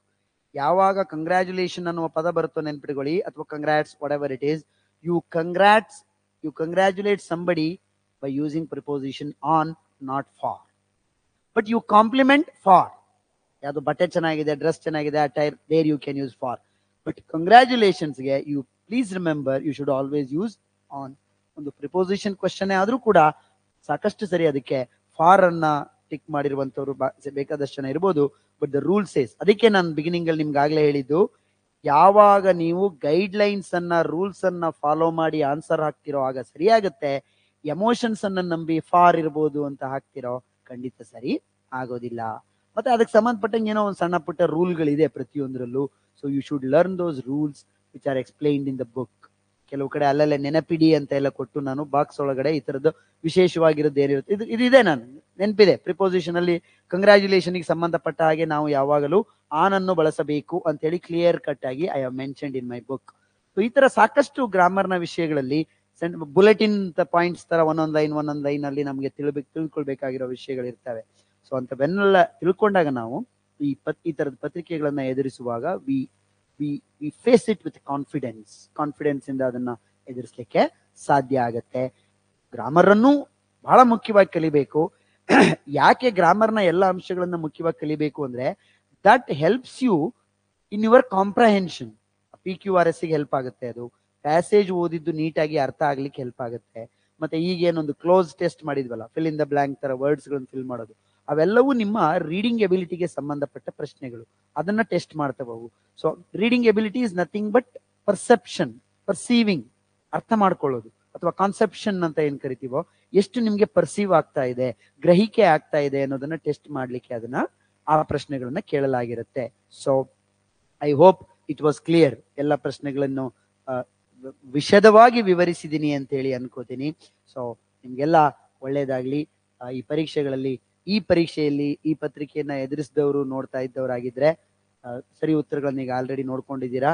ನಾನು ಈ board ಯಾವ್ಯಾವ answer ಬಿಟ್ಟಿದೆ ಇದೆಲ್ಲ ಏನು ನೋಡಕ್ ಹೋಗೋದೇ ಇಲ್ಲ. ನಾನು ಸರಿಯಾದ ಯಾವ್ದು ಆನ್ಸರ್ ಅದು ಹಾಕಿರ್ತೀನಿ. ಕೆಲವು ಸರಿ ಎಷ್ಟೋ ಸಂದರ್ಭಗಳಲ್ಲಿ ಅವರು ತಪ್ಪು ಉತ್ತರಗಳನ್ನೇ ಬಿಟ್ಟಿರುವ ಚಾನ್ಸಸ್ ಕೂಡ ಇರುತ್ತೆ. ಅದನ್ನ you always have an option to challenge it. ಅದಕ್ಕೆ ಸಾಕಷ್ಟು ಪ್ರೂಫ್ ಅನ್ನ ನೀವು ಒದಗಿಸಬೇಕಾಗತ್ತೆ. But this is how I analyse this particular paper. But ಈ ಪತ್ರಿಕೆ ನನ್ನ ಲೆಕ್ಕದಲ್ಲಿ ಇಟ್ ವಾಸ್ ಅಬೌವ್ ಮಾಡರೇಟ್ ಗಿಂತ ಸ್ವಲ್ಪ ಮೇಲಿನ ಲೆವೆಲ್ ಅಲ್ಲೇ ಇತ್ತು. ಒಂದಷ್ಟು ಡಿಫಿಕಲ್ಟಿ ಲೆವೆಲ್ ಸ್ವಲ್ಪ ಜಾಸ್ತಿನೇ ಇತ್ತು ಅಂತ ಹೇಳಿ ಅನ್ಕೊಳ್ಬಹುದು. ಬಟ್ ಆದ್ರೂ ಸರಿಯಾಗಿ ಪ್ರಿಪೇರ್ ಆದವರಿಗೆ you can definitely crack it. So ನಿಮ್ಗೆಲ್ರಿಗೂ ಒಳ್ಳೇದಾಗ್ಲಿ. ಮತ್ತೆ ಮುಂದೆ ಯಾವ್ದಾದ್ರು ನಾವು ಕೋರ್ಸ್ ಇದ್ರೆ there we shall meet. Otherwise ನೀವು ಪ್ರಿಪರೇಷನ್ ಅನ್ನ ಬಿಡಬೇಡಿ, ಭಾಷೆಯನ್ನ ಕಲೀರಿ. ತುಂಬಾ ಸರಳವಾದ ಟಿಪ್ ಹೇಳ್ಬೇಕು ಅಂದ್ರೆ ಇಂಗ್ಲಿಷ್ ಭಾಷೆಯನ್ನ ಕಲೀರಿ. ಆಗ ಜನರಲ್ ಇಂಗ್ಲಿಷ್ ಪೇಪರ್ ತುಂಬಾ ಸುಲಭ ಆಗ್ತಾ ಹೋಗುತ್ತೆ. ಬೈ ಪೇಪರ್ ಟು ಪೇಪರ್ ನಿಮ್ಗೆ ಈಸಿ ಆಗ್ತಾ ಹೋಗುತ್ತೆ. ಅಟ್ಲೀಸ್ಟ್ ಈಗ ನಾನು ಕೊಟ್ಟಂತ ಕೆಲವು ಮಾಹಿತಿಗಳಾದ್ರೂ ಮುಂದಿನ ಪರೀಕ್ಷೆಗಳನ್ನ ಎದುರಿಸುವಾಗ ನಿಮ್ಗೆ ಉಪಯೋಗ ಆಗ್ಲಿ ಅಂತ ಹೇಳ್ತೀನಿ. ಮತ್ತೆ ಅವಶ್ಯಕತೆ ಇದ್ದಲ್ಲಿ general English by Shivakumar Mavli, published by Mavali publication, ನಿಮ್ಗೆ ಅದು ಎಲ್ಲ ಆನ್ಲೈನ್ ಅಲ್ಲೂ ಇದೆ, ಮತ್ತೆ ಆಫ್ಲೈನ್ ನ ಬಹುತೇಕ ರಾಜ್ಯದ ಎಲ್ಲ ಮೇಜರ್ ಬುಕ್ ಶಾಪ್ಗಳಲ್ಲೂ ಲಭ್ಯ ಇದೆ. ಕೊಂಡು ಓದ್ತಕ್ಕಂತ ಒಂದು ವ್ಯವಸ್ಥೆಯನ್ನು ನೀವು ಮಾಡ್ಕೊಳ್ಬಹುದು. ಮುಂದಿನ ಪರೀಕ್ಷೆಗಳಿಗಾದ್ರೂ ಪ್ರಿಪರೇಷನ್ ಅದೇ ರೀತಿ ನೀಟಾಗಿರ್ಲಿ. ನೀವು ನನ್ನ ಪುಸ್ತಕ ಓದ್ಬೇಕು ಅನ್ನೋದು it is not the intention. ನೀವು ಯಾವ್ದಾದ್ರೂ ಓದಿ, ಆದ್ರೆ ಒಂದು ತಿಳ್ಕೊಳ್ಳಿ, ಸುಮ್ಮನೆ ಯಾವುದೋ ಒಂದು ಗ್ರಾಮರ್ ಪುಸ್ತಕ ಓದೋದ್ರಿಂದ it will not help you in attending competitive exams. ಈ ಕಾಂಪಿಟೇಟಿವ್ ಎಕ್ಸಾಮಿಗೆ ಸಂಬಂಧಪಟ್ಟಂತೆ ವಿವರಿಸಿರುವ ಉದಾಹರಣೆಗಳಿರುವ ಪುಸ್ತಕಗಳನ್ನ ಆದಷ್ಟು ಓದಿ. ನಿಮ್ಗೆಲ್ರಿಗೂ ಒಳ್ಳೇದಾಗ್ಲಿ. Thank you very much. I thank Vikas for giving this platform and providing this opportunity to have a detailed explanation of PDO paper which was held on December 8th, 2024. Thank you very much. Meet you again.